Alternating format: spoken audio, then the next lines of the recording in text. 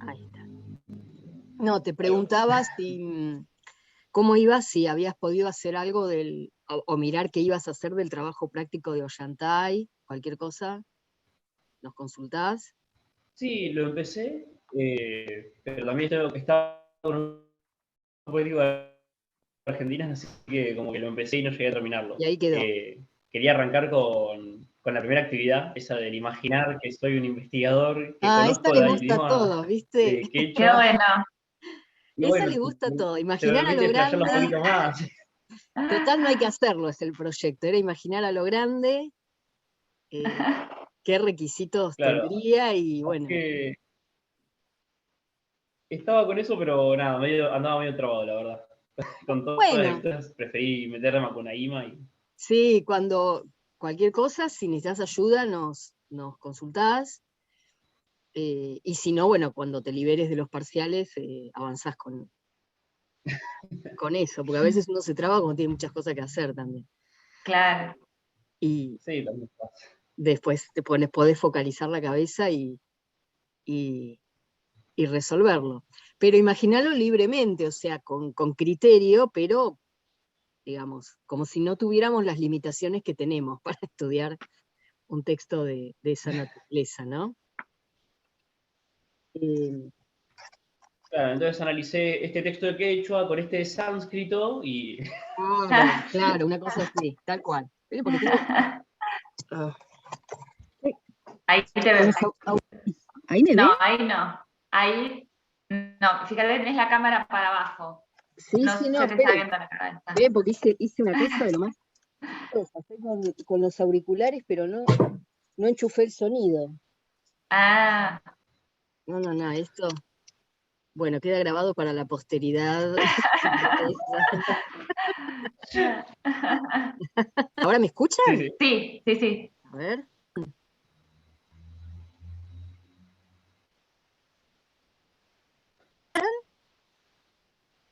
Ahí, ahora medio trabado. A ver. Sí, se escuchó raro. Sí. A ver, ahí está Clara, que es nuestra salvadora tecnológica.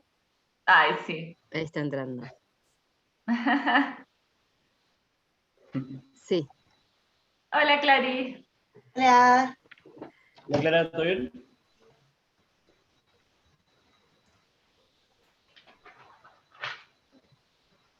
¿Ahí me escuchan? Sí. Bueno, buenísimo. Sí, ahí se escucha bien. Eso fue una repetición del sistema. Ahí estamos. Bueno, ahora sí, porque estaba con los auriculares puestos, pero sin conectarlos. No. Esto no va. Bueno, entonces, si no sé si hay alguna duda o consulta, yo estoy subiendo las últimas guías del artículo de Ollantay, por si sirven esas guías es como para decir prestar atención a tales o cuales aspectos de los artículos que quedaron en la parte de la clase que para vos sería asincrónica. Claro, sí. Pero como para señalar, acá prestar atención a esto, y no tienen mayores dificultades, porque los últimos eran esos textos medio históricos, digamos, del siglo XVIII, para dar contexto, o sea, de información, no era demasiado complejo, y calculo que hoy subiré uno o dos que quedan, que ahí está uno que está en inglés sobre el quipu. Ahí se lo detallaré un poco más, porque hay compañeros que no lo podían leer bien. Así que más o menos eso ya estaría cerrándose. Y bueno, largamos ahora con Macunaíma, para lo cual le paso la palabra a Monse. Bien. Así ella avanza, y cuando ella se va, que tiene que entrar al colegio, sigo yo. Bien, igual vos, Cris, interrumpime todo lo que Sí. quieras. Sí, no, pero sigamos tu itinerario de clase, que estaba muy bien. Genial. Bien. Avísenme si me empiezan a escuchar mal, trabado, algo, que por las dudas tengo el celular preparado. Bueno. Están viendo, estoy compartiendo pantalla, ¿la están viendo? Sí. Sí. Sí, ahora sí. Perfecto. Bueno, estamos entonces, Tomás, ya en la unidad 4, ¿sí? Nos vamos hacia la zona amazónica y vamos a trabajar entonces con Macunaíma, de Mario de Andrade, y el rescate de los mitos indígenas en la figuración de la nación brasileña. Ese es el título que le hemos puesto a esta unidad. Bien, vamos a la diapositiva siguiente. Ahí está. Para hablar de, bueno, en esta unidad inevitablemente tenemos que hablar de modernismo brasileño, ¿sí? Y tenemos que hablar también de lo que fue la Semana de Arte Moderno. Vas a ver que algunas de las cosas que vamos a mencionar te resuenan de la primera clase de presentación que tuvimos allá lejos, y hablamos un poquito sobre Macunaíma, pero es importantísimo que tengamos en cuenta que modernismo brasileño es sinónimo de vanguardia, ¿sí? Cuando hablamos de modernismo brasileño, no estamos hablando del movimiento literario que estudiamos en Hispano 1, liderado por Darío, sino que estamos hablando de la vanguardia, ¿sí?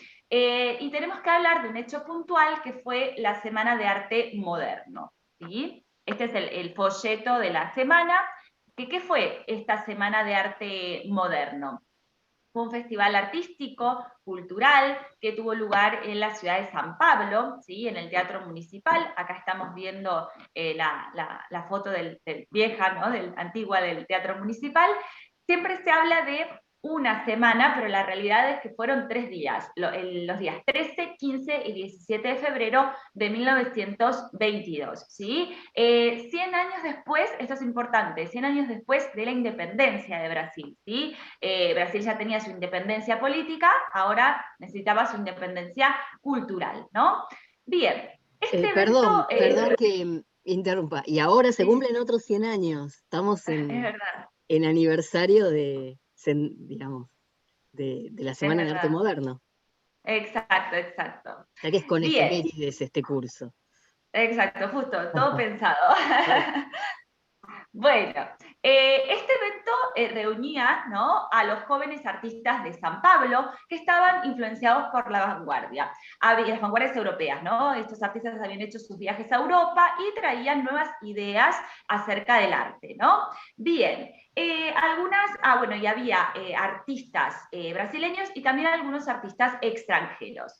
Es importante tener en cuenta también que no era un movimiento, un evento que solamente se circunscribía a la literatura o a la poesía, sino que abarcaba diversas disciplinas, que eran escultura, arquitectura, pintura, bueno, literatura, poesía, ya lo dijimos, y música, ¿sí? Era un festival bastante completo, abarcaba diversas disciplinas.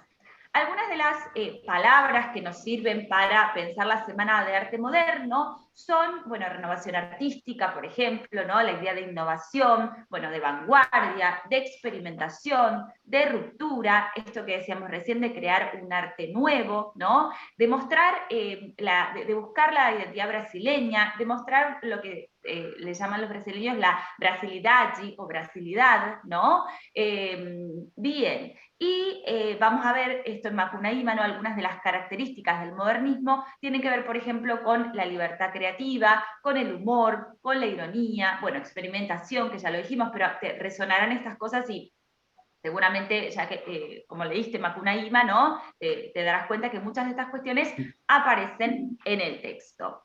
Bien, ¿quiénes eran los patrocinadores de la Semana de Arte Moderno? ¿Quiénes financiaban, ¿no?, este evento? En principio, un tal Paulo Prado, que tal vez te suena porque Mario de Andrade dedica Macunaíma a Paulo Prado, vas a ver que la dedicatoria al comienzo dice a Paulo Prado. Paulo Prado era un mecenas de las artes, que tenía mucha influencia política en San Pablo en ese momento.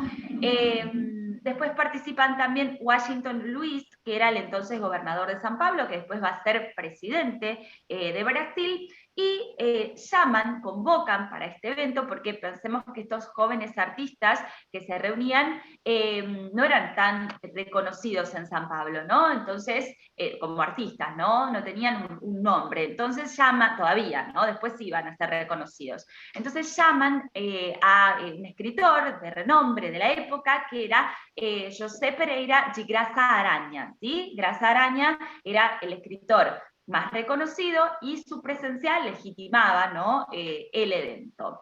De hecho, es quien hace el discurso inaugural, ¿no? Que se llama La emoción estética en el arte moderno, que ahora lo vamos a ver. Es quien abre la Semana de Arte Moderno. Y otra cuestión a tener en cuenta, en cuanto al contexto, se relaciona, bueno, con lo que los historiadores llaman, bueno, Brasil en ese momento era, la llaman la República del Café con Leche, ¿no? Porque el liderazgo, la hegemonía del país, todas las decisiones políticas y sociales políticas económicas pasaban por los estados de Minas Gerais y de San Pablo. San Pablo, que era el mayor exportador de café en ese momento, y Minas Gerais tenía todo lo que tenía que ver con la producción agrícola, ¿no? Entonces, en ese momento, San Pablo era una ciudad muy importante, centro de urbanización, de industrialización del país, y además era un centro cultural, ¿no? Así que bueno, esto en cuanto al contexto en el que tiene lugar la Semana de Arte Moderno. ¿Vamos bien, Tomás? ¿Se entiende? ¿Alguna pregunta? ¿Sí? Bien. No, ahora no. Bien. Vamos a pasar ahora a los antecedentes de la Semana de Arte Moderno, ¿no? Esto es un movimiento, el modernismo que se va gestando, ¿no? De a poquito con los años, y vamos a marcar como primer antecedente en 1912 la llegada de Oswald de Andrade. Oswald de Andrade, junto con nuestro Mario de Andrade, que es el autor de Macunaíma, son los grandes mentores de la Semana de Arte Moderno, ¿no? Los grandes representantes. No tienen nada que ver, no son parientes, simplemente tienen el mismo apellido, eran amigos. Oswald de Andrade era una figura muy extrovertida, muy provocadora, ¿no? Usaba sombreros muy particulares. Bueno, en esta foto no tiene ningún sombrero, pero era una personalidad, era como el artista rebelde, ¿no? En comparación con Mario de Andrade, que Mario de Andrade tenía por ahí un perfil más introvertido, más de erudito, ¿no? más perfil bajo.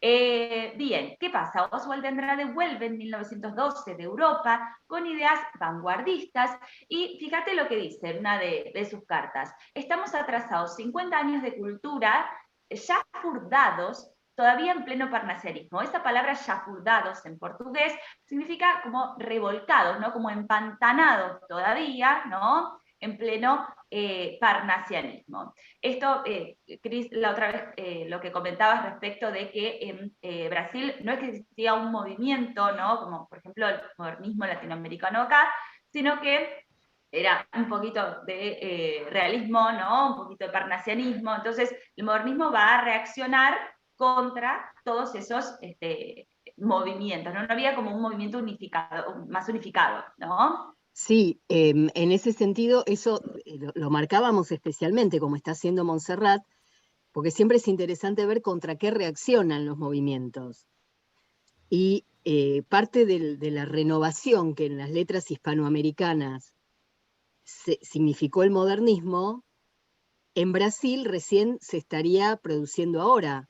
Fíjate que están en 1912 y dice que todavía duraba el parnasianismo, que no sé si te acordás, Tomás, era uno de los movimientos de origen francés de finales del siglo XIX, en los cuales se había nutrido el modernismo de Darío, digamos. O sea, ellos al no haber tenido ese tipo de modernismo, todavía hablan de parnasianismo, simbolismo, hasta este modernismo ya vanguardista, digamos, ¿no? ¿Se entiende un poco eso? Es como que hay un desfase y reaccionan Sí, contra... es confuso, pero se entiende. Claro, reaccionan contra estéticas que acá habían sido de algún, digamos, del lado hispánico de América, habían sido, no digo superadas, porque no es que superen, pero digamos, habían, habían sido de algún modo renovadas gracias al modernismo de Rubén Darío, Martí, etc. En Brasil ese modernismo como tal no se dio, estaba un romanticismo, parnasianismo, un simbolismo, y contra eso recién digamos que hay un shock en lo que va a ser la Semana de Arte Moderno. todavía con resabios románticos y realistas incluso. ¿Se entiende más o menos? O sea, Sí, sí, se fue entiende, se otro entiende. proceso, fue otro proceso. Bien, bueno, este entonces es el primer antecedente que vamos a marcar. Vamos a marcar como segundo antecedente, en 1913 tiene lugar la exposición de pintura expresionista de Lazar Segal. Lazar Segal era un artista inmigrante lituano que después se nacionaliza brasileño y hace dos exposiciones, una exposición en San Pablo y otra exposición en Campinas, ¿no? Estas exposiciones son importantes porque observemos estos cuadros, ¿no? Uno se llama Perfil de Zulmira, y que justamente tenemos a esta mujer de perfil, y el otro se llama Mojo Vermelho, ¿no? Si observamos estas pinturas, vemos que ya empieza a aparecer cuestiones que tienen que ver con la identidad brasileña, ¿no? Temáticas que tienen que ver con Brasil, colores muy vivos. Entonces, todo esto implicaba para la época una gran novedad, ¿no? Por eso es tan importante la exposición de Lazar Segal. Fíjate lo que dice Mario de Andrade, ¿no? Es la primera exposición no académica en nuestro país. ¿Sí? Representa la novedad en cuanto a la pintura, en cuanto al arte, y recordemos esto que decíamos hoy, ¿no? No es un movimiento que se circunscribe a la literatura, sino que se da también en otras disciplinas. ¿Sí? Bien. Otro de los antecedentes que vamos a marcar es en 1917 otra exposición de pintura, la exposición de Anita Malfatti, ¿sí? Observemos las pinturas que aparecen acá, también representaban una novedad, ¿no? Mario de Andrade va a hablar de la fuerza que tienen las pinturas de Anita Malfatti. Esta se llama El hombre amarillo, y representa a un inmigrante italiano desesperanzado, ¿no? Acá tenemos a la boba, se llama esta pintura, y acá la estudiante, ¿sí? Que dicen incluso que es un autorretrato de Anita Malfatti, y Mario de Andrade después va a comprar esta pintura, la va a tener él, ¿no? Pero observemos cómo empiezan a aparecer otras temáticas que tienen que ver con el contexto de la época, ¿no? En este caso, la inmigración. Y otra vez, bueno, los colores vivos y fuertes, la idea de buscar una identidad brasileña, y bien.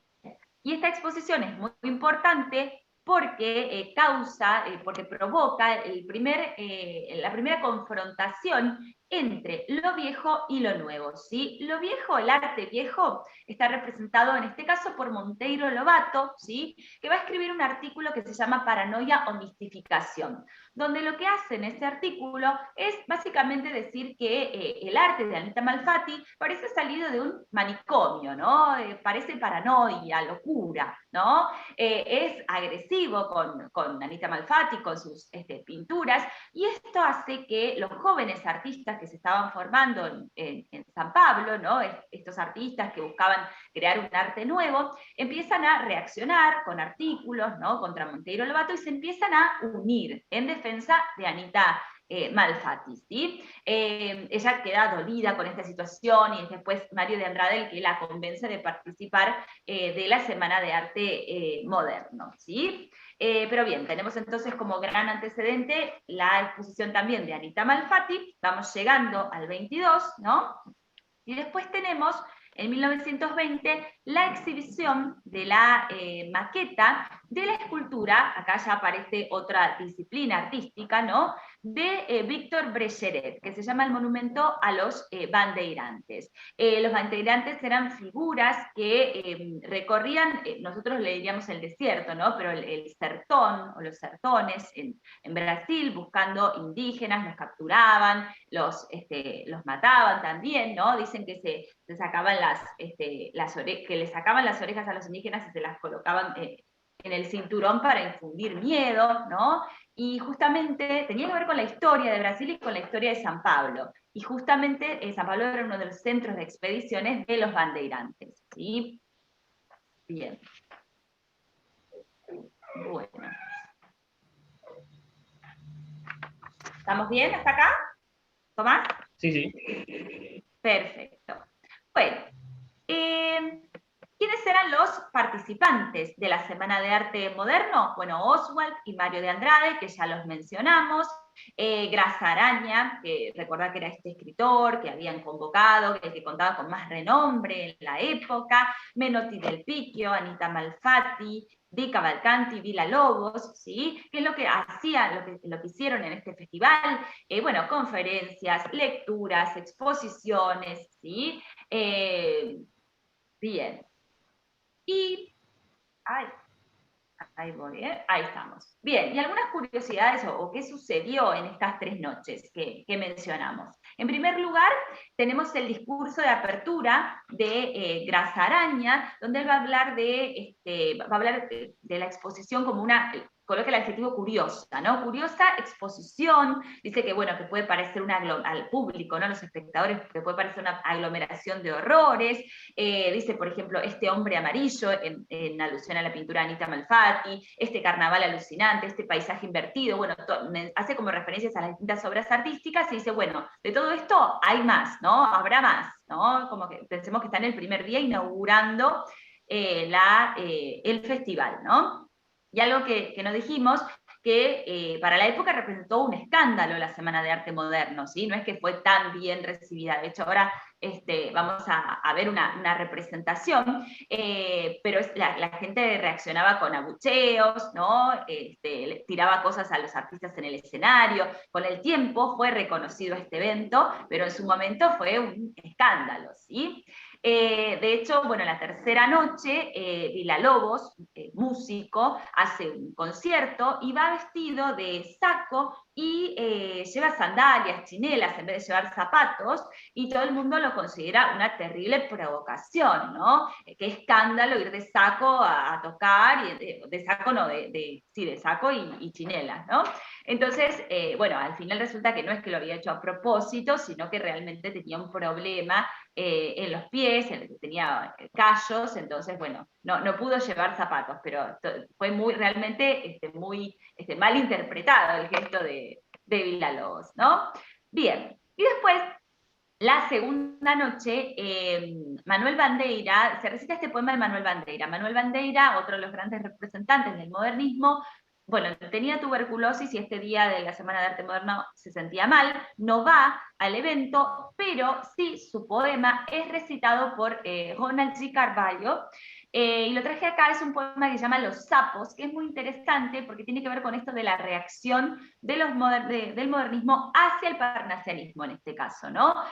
Acá vamos a tener un diálogo imaginario entre distintos tipos de sapos y cada uno de estos sapos va a representar un tipo de poeta, ¿no? Hay un sapo que va a ser el poeta parnasiano y otro sapo que va a ser el poeta modernista, ¿sí? Lo voy a leer al poema y después vamos a marcar algunas cuestiones, pero es muy interesante. Y lo interesante también, que yo no sabía, que me enteré buscándolo, que estos tipos de sapos que se mencionan acá realmente existen, ¿sí?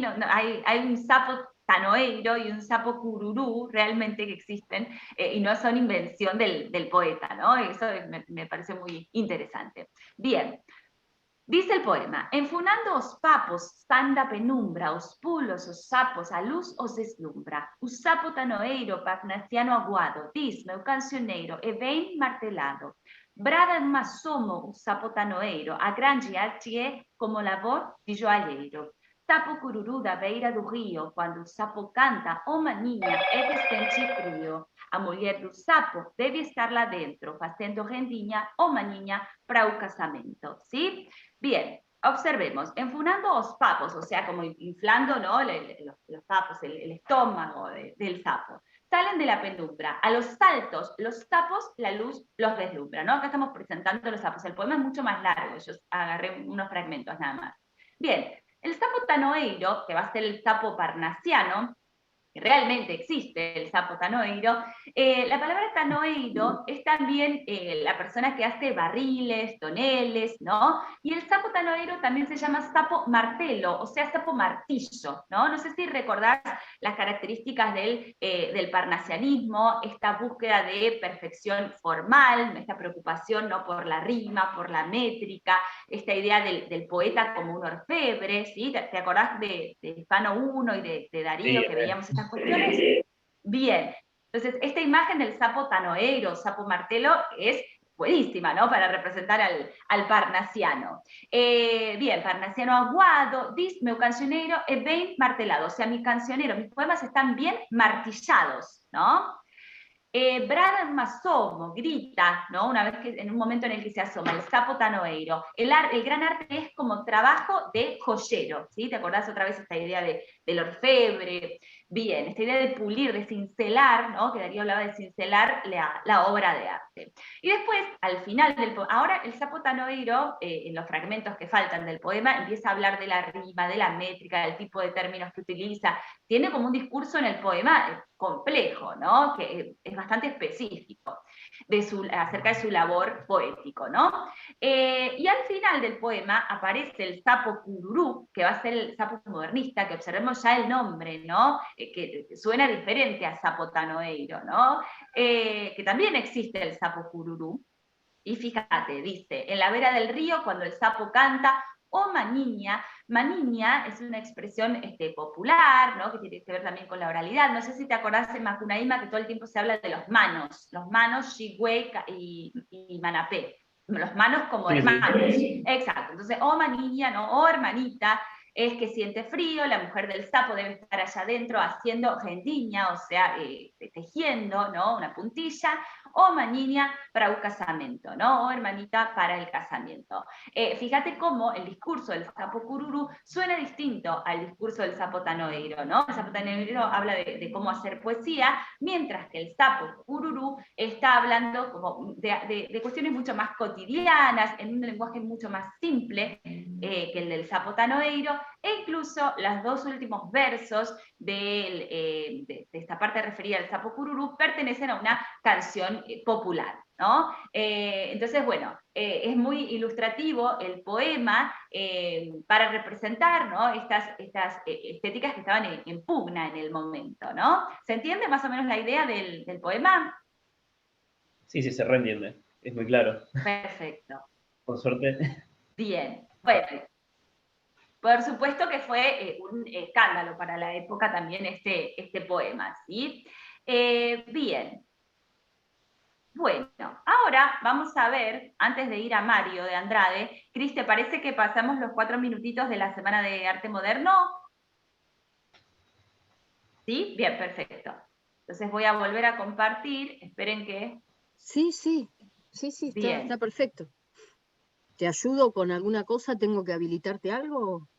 Me parece que no. A ver, uso compartido, tengo que compartir sonido para que se escuche. Sí. Ahora vamos a ver, Tomás, la Red Globo, viste que siempre hacen novelas, series. Bueno, hicieron una miniserie en el 2004 sobre los escritores, sobre la vida de los escritores de la Semana de Arte Moderno. Es una miniserie cortita.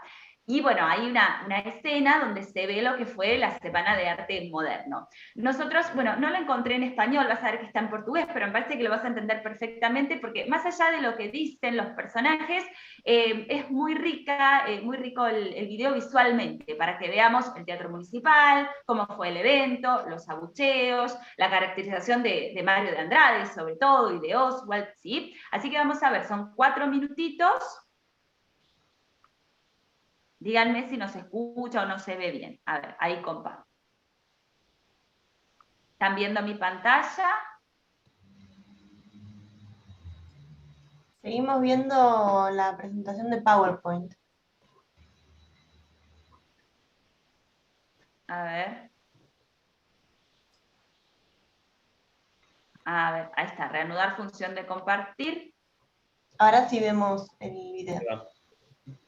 Ahora sí, bien. Sí. Esta mujer rubia que aparece acá hace de Anita Malfatti y ahora vamos a ver a Mario, que está muy bien caracterizado. Eu vou escolher algumas delas. Não se esqueça do Homem Amarelo. Que eu não faço por você. Hein, Maio? ¿Se escucha bien? Sí. Sí, sí. Sí, sí.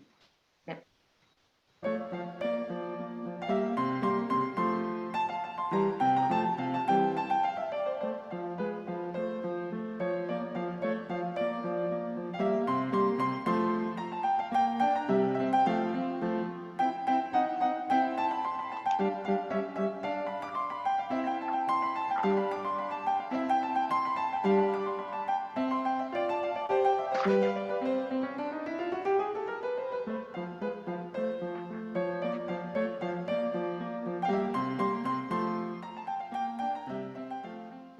dia 13 de fevereiro, a Semana de Arte Moderna estreou no Teatro Municipal de São Paulo, alugado por 847 mil réis, com alguma expectativa e curiosidade. Muita gente estranhou que o município tivesse cedido sua mais imponente casa de espetáculos para acolher tamanha extravagância.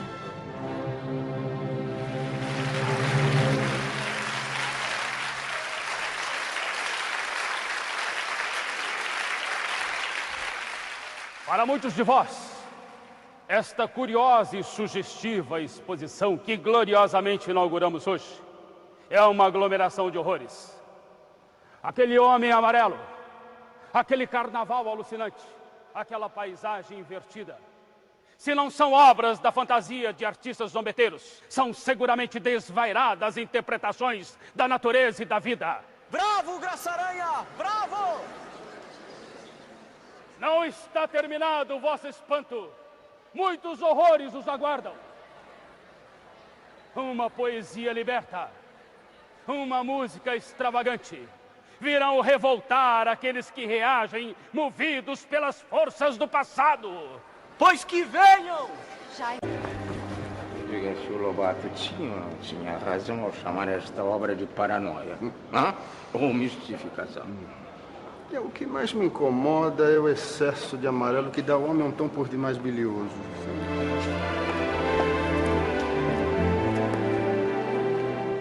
Então isso é arte moderna? Eu já vi em Paris exposições muito mais ousadas. Não vá ainda, homem. Já viu bastante. Mas o melhor nem começou. Que melhor? Esse festival de arte não abalará coisa nenhuma. Será no máximo uma semana de secos e molhados com direito a algum sapo. Foi, não foi. Isso não é arte. Isso não é literatura. Isso é um protesto contra o capitalismo promovido por um bando de sujeitos nadando em dinheiro. A segunda noite da Semana de Arte Moderna prometia grandes emoções. A imprensa, dividida entre ridicularizar e enaltecer o acontecimento, jogara bastante lenha na fogueira. E as vaias, até ali sufocadas, irromperam com um vigor jamais visto no Teatro Municipal. Reivindicações obreiras, idealismo, motores, velocidade, sangue, sonho na nossa arte. E que o rufo de um automóvel, nos trilhos dos dois versos, espante da poesia o último deus homérico que ficou anacrônico. Estão dizendo que você pagou aos estudantes para vaiar. Mas isso é uma calúnia. Alma havia regressado naquele instante. Retirou a blusa. Anita Malfatti lembraria anos depois que quanto mais a vaia subia, mais calmo e feliz ficava Oswald de Andrade lendo um trecho do seu romance Os Condenados.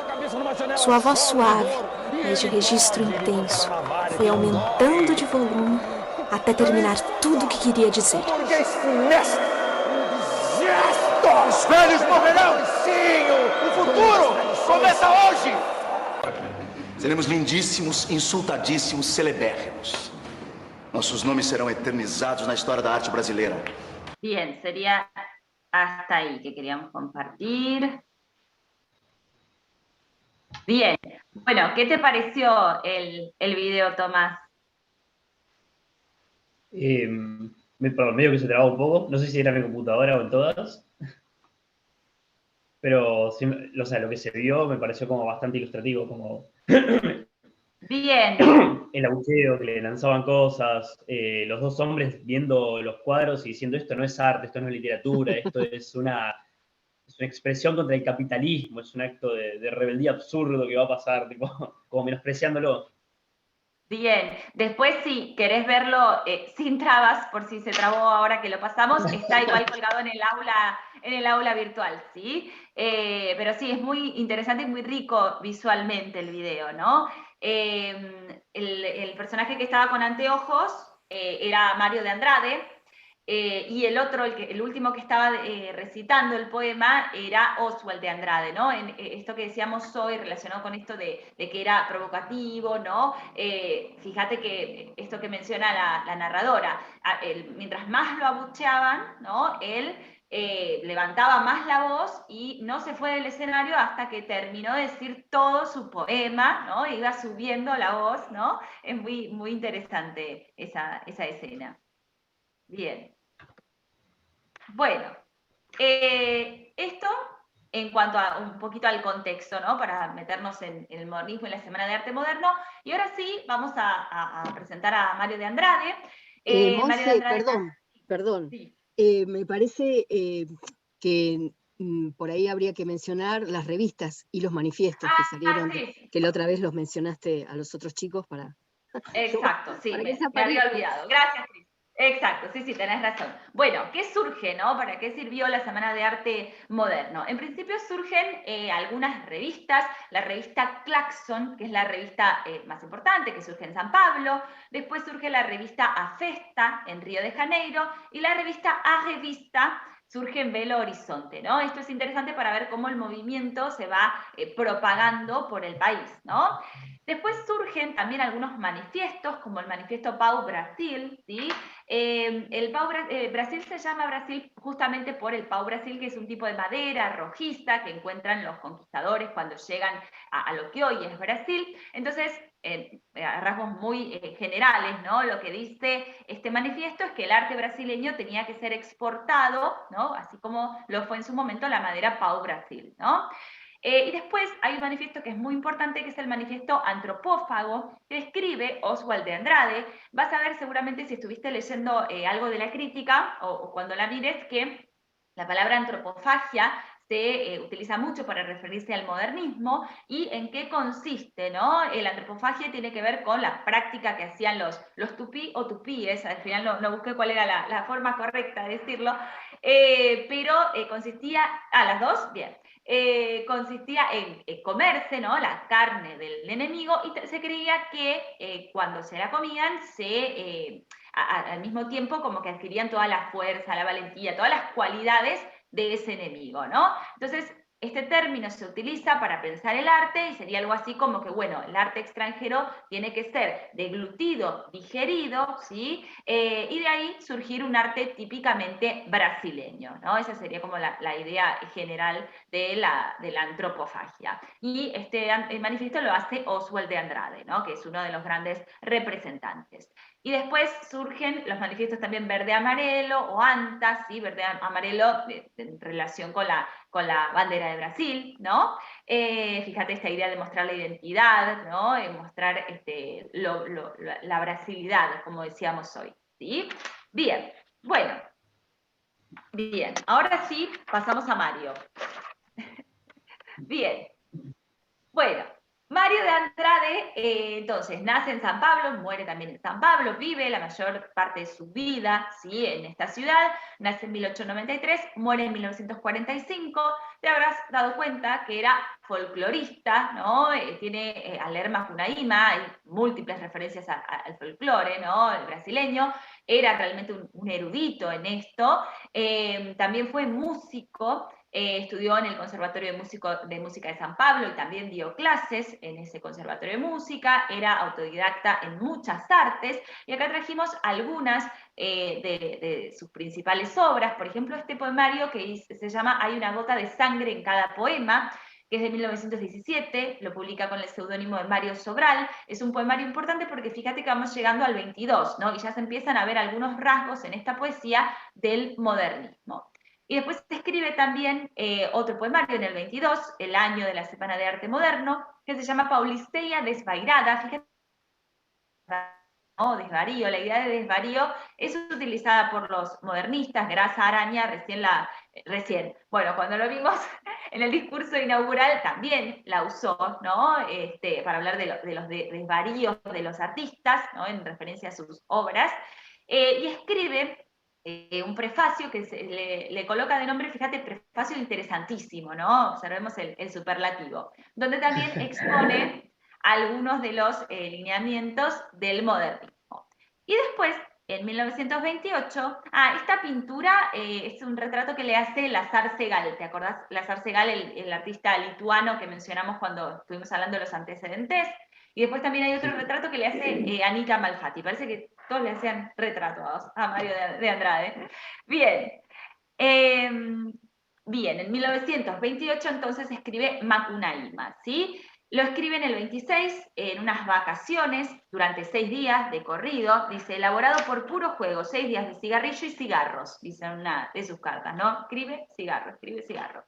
En el 27 corrige el texto, lo aumenta y recién lo publica en el 28. Escribe algunos prólogos, pero después no llega a publicarlos, pero en sus cartas hace referencias a sus prólogos. Por eso vas a ver que la crítica habla de los prólogos de Macunaíma, ¿no? Hace algunas referencias. Bien, la principal fuente que utiliza Mario de Andrade, que seguramente si estuviste leyendo las notas cuando leías Macunaíma, te habrás dado cuenta, es este texto, ¿sí? Que se llama, acá está al final citado, Vom Roraima sum Orinoco, bueno, y todo eso que está ahí, de Koch Grünberg, ¿sí? Que es un explorador alemán que llega a la zona de lo que es el norte de Brasil, ¿bien?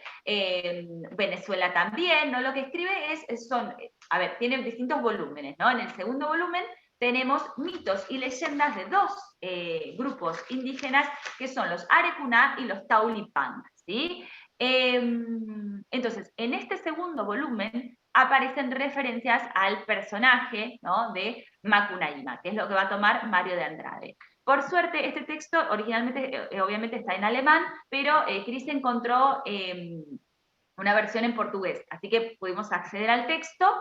Y lo que trajimos son algunos pasajes donde podemos ver cómo aparece este personaje de Macunaíma, ¿no? Cómo es concebido por estas tribus indígenas, ¿no? Que nos pareció muy, muy interesante para traerlo. Algunos fragmentos, ¿no? En principio, bueno, se lo concibe como un héroe, ¿no? Un héroe creador. Fíjate que creó todos los animales de caza y los peces, dice acá en el texto, ¿no? Sobre el nombre, Macunaíma tiene por un lado la palabra mal, ¿no? Macu es mal, y el sufijo aumentativo ima, que es grande. Entonces el nombre significaría como el gran mal. Es un héroe maléfico, un héroe creador maléfico, ¿no? Para los indígenas. Bueno, en todas las leyendas que tratan sobre Macunaíma, es el más poderoso entre los hermanos. A veces, fíjate qué interesante, ¿no? Como Manapé y Xigüe, los 2 hermanos de Macunaíma, también son personajes tomados de las leyendas, de estas leyendas, ¿no? En algunas versiones, porque también Koch Grünberg reúne diversas versiones, ¿no? de los grupos, aparecen más hermanos, en otros aparece uno de estos 2, ¿sí? Van como variando las versiones. Y después, fíjate, se habla de Macunaíma como el gran transformador.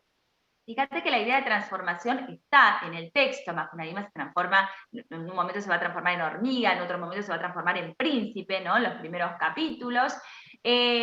Transforma a personas y animales, algunas veces por castigo, pero la mayor parte por el placer de la maldad los transforma en piedra, ¿no? También es creador. Hizo todos los animales de caza, los peces, y después del incendio universal, que bueno, elimina a todos los hombres, crea nuevos hombres. Los modela en cera, de forma que expuestos al sol se derriten, después los modela en barro para transformarlos en hombres, ¿sí? Bien, y después otra cuestión, bueno, el carácter malicioso y pérfido de Macunaíma se destaca en las leyendas. Y algo más que me pareció interesante es que algunos grupos indígenas asociaban a Macunaíma con el dios cristiano, ¿no? En la época de la conquista. Esa asociación me pareció interesante. Bien. ¿Vamos bien hasta acá, Tomás? Sí, sí. ¿Por qué lo asocian con el dios cristiano? Tipo? Es curioso, ¿no? Me pareció curioso porque... No, justo eso salió en otra clase también, porque no es que lo asociaban con el demonio, sino con el dios cristiano. Claro. Y bueno, porque para ellos eso ha sido una imposición, algo que atentaba contra el orden de su vida, que, digamos, alteraba lo que ellos consideraban la forma buena de vivir. Entonces era algo asociado con lo malo, lo mentiroso, algo negativo en definitiva, ¿no? Exacto. Y bueno, podías asociar así muy grosso modo. ¿Te acordás cuando hablábamos del caso peruano del Ollantay y del movimiento del Taqui Ongoy, que como que se querían limpiar Sí, se el sacaban bautismo, el ¿no? bautismo encima. Sí, sacarse el bautismo, y bueno, o algo que viene disfrazado de otra cosa, también está eso, ¿no? Un engaño, un engañador. Sí, sí, sí. Pero sí, es todo un tema antropológico y Sí. teológico, ¿no? Porque, claro, porque la identificación, pero justo marcaban eso el lunes también. Sí, Comentábamos sí, eso. sí. Es muy interesante porque en este texto de Grünberg hay pasajes que son muy, muy parecidos al texto de Mario de Andrade, ¿no? De hecho, Mario de Andrade es acusado de plagio por un antropólogo que se llama Raimundo Moraes, ¿no? Que en realidad, bueno, a ver, lo acusa de haber plagiado a Koch-Grünberg, pero en realidad Koch-Grünberg tampoco es que era el creador de estos textos, ¿no? Porque él recopila los mitos y las leyendas de estos grupos indígenas. Pero ¿qué dice Mario de Andrade? En una carta, con mucha ironía, dice, sí, es verdad, yo me copié, dice, pero en realidad me copié de todos, me copié de Brasil, ¿no? En el sentido de que, a ver, esta es la principal fuente, pero no es la única fuente, ¿no? Y él con esas fuentes, la verdad es que hace otra cosa que ya vamos a ir viendo, ¿no? Pero es muy interesante ver esto, ¿no? Ver esto, cómo aparece Macunaíma, ¿no? En estos mitos y leyendas. Es un ejercicio interesante. Bien. Bueno, vamos entonces a pasar al texto, ¿les parece? Vamos viendo más. ¿Cómo? Sí, vamos bien. Sí. Vas siguiendo todo bien, sí. Sí, ningún problema. Bueno. Perfecto. ¿Qué impresiones de lectura tuviste o qué podés decir ahora que leíste algunos capítulos? ¿Qué te pareció? Tengo un montón de impresiones de lectura, así como, a ver, sin notas ni nada. Lo que quieras decir. Bueno, un poco leyendo las notas y un poco la biografía, estaba viendo el tema de hay un recurso que creo que se llama desgeograficación, Sí. que uso un montón. En un principio me llamó la atención las elaboraciones que hace constantemente de bichos, de plantas, de animales, de lo que fuere, y yo al principio lo noté como una especie de recurso típico de los discursos orales, yo pensé que iba más por ese lado, claro, y con este recurso de que es desgeograficación, por el sentido de que, aunque te dice, estamos en Sao Paulo, fueron a tal lugar, fueron a tal otro, la enumeración te descoloca de ahí, te pone como la totalidad del Brasil, porque justamente es eso de que lo que está mencionando no pertenece a esa zona, pertenece a todo el país en general, no lo vas a encontrar ahí en ese lugar. Pero me llamó la atención eso, que mencionara explícitamente los lugares también, a pesar de querer como desorganizarlos totalmente. Bueno, después mucho lo que es el héroe mentiroso, el héroe vago, el que no tiene personalidad, todo el tiempo es como que, no sé, hace las cosas porque pintó, no sé si hay un motivo fijo muchas veces. Creo que lo único hasta ahora que le llamó la atención es no me sale el nombre, tiene un nombre muy particular, el collar, lo que le regala así antes de irse. Eso. Que bueno, cuando lo pierde, decide ir a buscarlo, ¿ves? Pero creo que es la única decisión que toma. Si no, después todas sus aventuras son porque estaba ahí, le dio flojera, o no tenía ganas, o vio algo fácil. Es un héroe pillo, pícaro. Totalmente, claro. Claro. Después, bueno, también el tema de la creación de las cosas, que en un momento le tira una pelota y dice, bueno, de ahí nació el fútbol. Y es como, bueno, pará.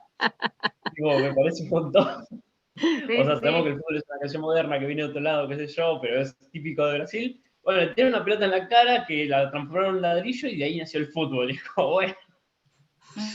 Como que también agarra lo que es lo mítico, lo sagrado, y lo satiriza un montón, lo tergiversa todo para todos lados.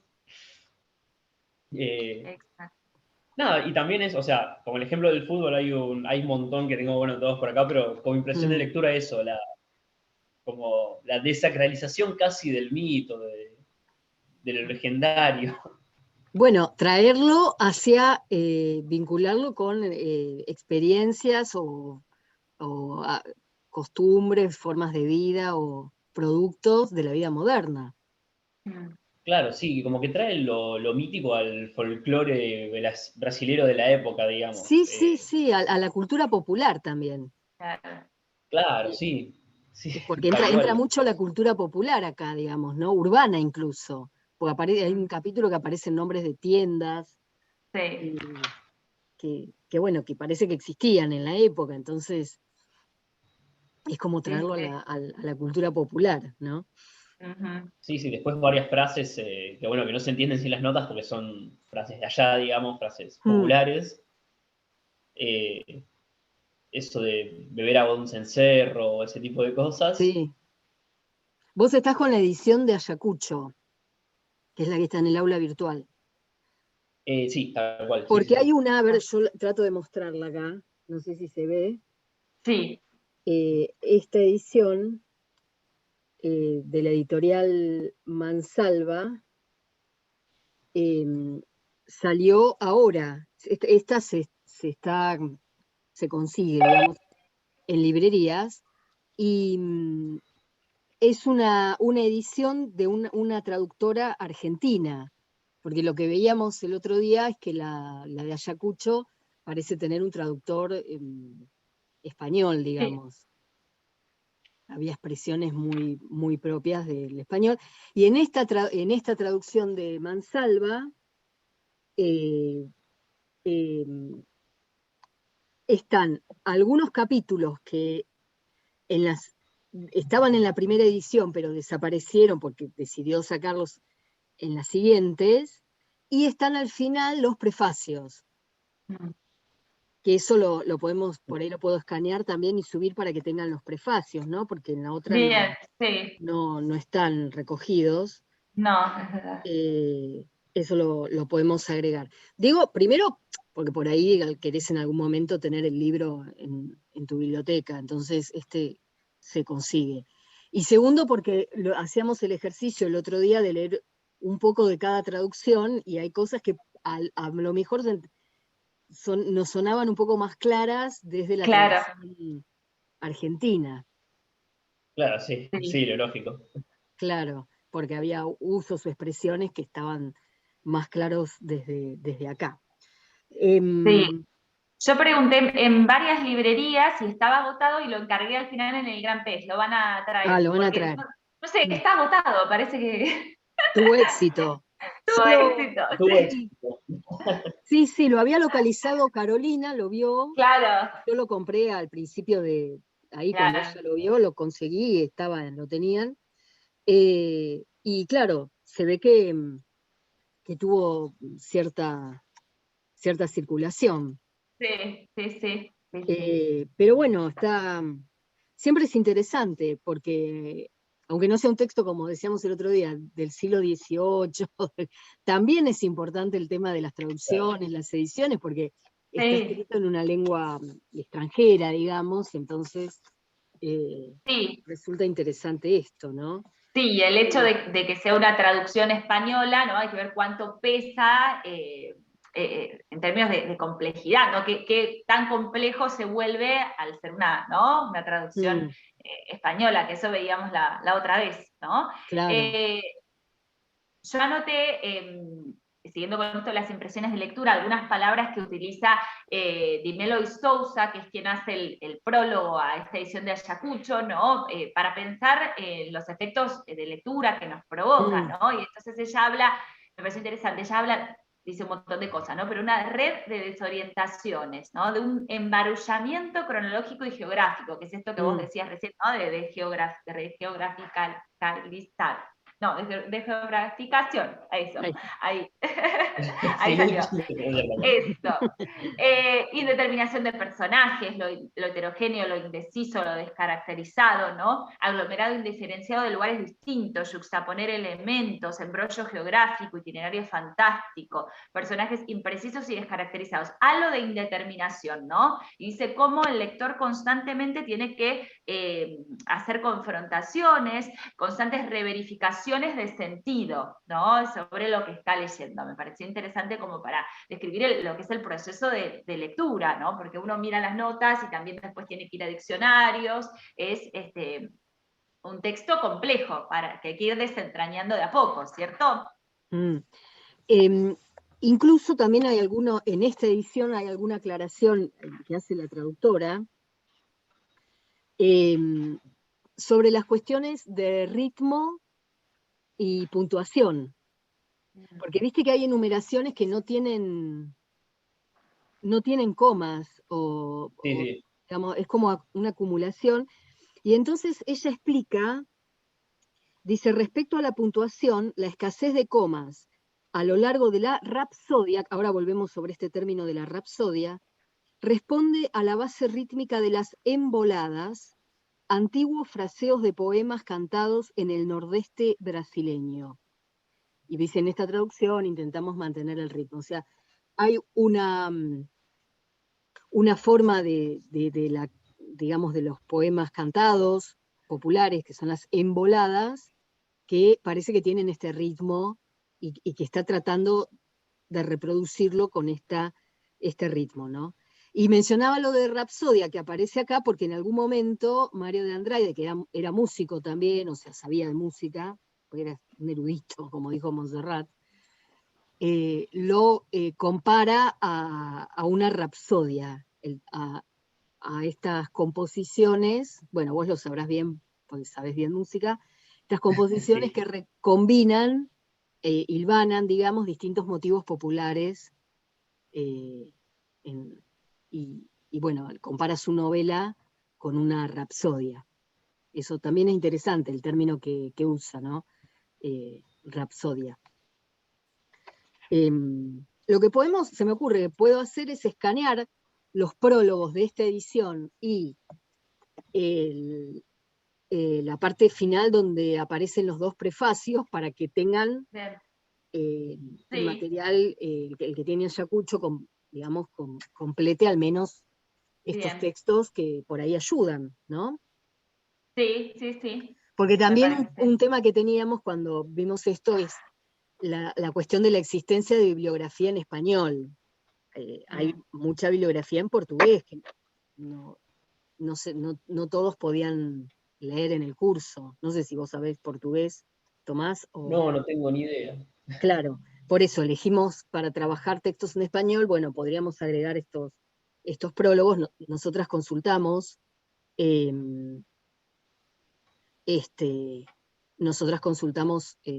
la bibliografía en portugués, pero para tener acceso a algunos textos críticos más en español. Sí. Cris, perdón, yo tengo que irme ya, yo sigo los abandono. Con capítulo 1 y 3, que era lo que vimos en otra clase. ¿Sí? Esto. Bueno, nos vemos, Tomás, la clase que viene, ¿sí? Dale, gracias, Monse, nos vemos. Gracias, nos vemos, Monse, que terminen bien la clase, chao. Chao, hasta luego. Bueno, estos horarios de clase en la escuela están medio... Bueno, veamos un poco, ¿hasta acá vamos bien, Tomás? Sí, hasta acá vamos bien. Bueno, vamos al capítulo 1 y después vamos a tratar, porque Montserrat encontró una película que es de los años 60, porque la otra vez también hablábamos un poco de esto. En el momento en que salió Macunaíma, bueno, tuvo todo ese problema, que decían que era un plagio, porque, digamos, lo veían muy pegado a los textos etnográficos o folclóricos, aunque en realidad, obviamente, es una operación creativa. De hecho, cambia el final de varios mitos o el desenlace para darle una trama. En realidad es un producto muy original, pero bueno, siempre hay alguien, si es por eso, el Ulises de Joyce sería un plagio de la Odisea, qué sé yo, digamos, ¿no? Claro, o sea, siempre la literatura se escribe sobre la base de otras cosas. Pero bueno, hubo todo un lío con eso, pero no fue una especie de éxito de público. Pero con el tiempo se fue instalando. Y en los años 60 hicieron una película, que también hablábamos la otra vez en las clases, que claro, en los 60 el contexto es otro. Digamos que está mucho más abierto a formas experimentales de la narrativa y demás. Y además andaba por ahí el boom latinoamericano.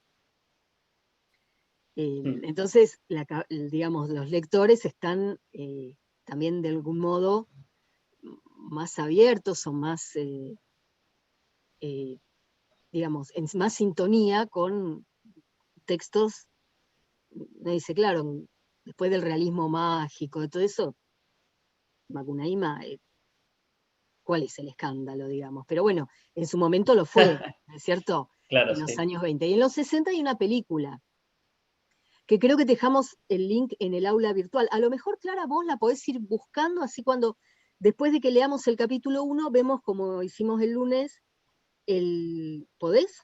Sí, la busco. Estaba en el aula virtual, así vemos el principio, que era bastante fiel. Diré algo. Bastante fiel al capítulo 1.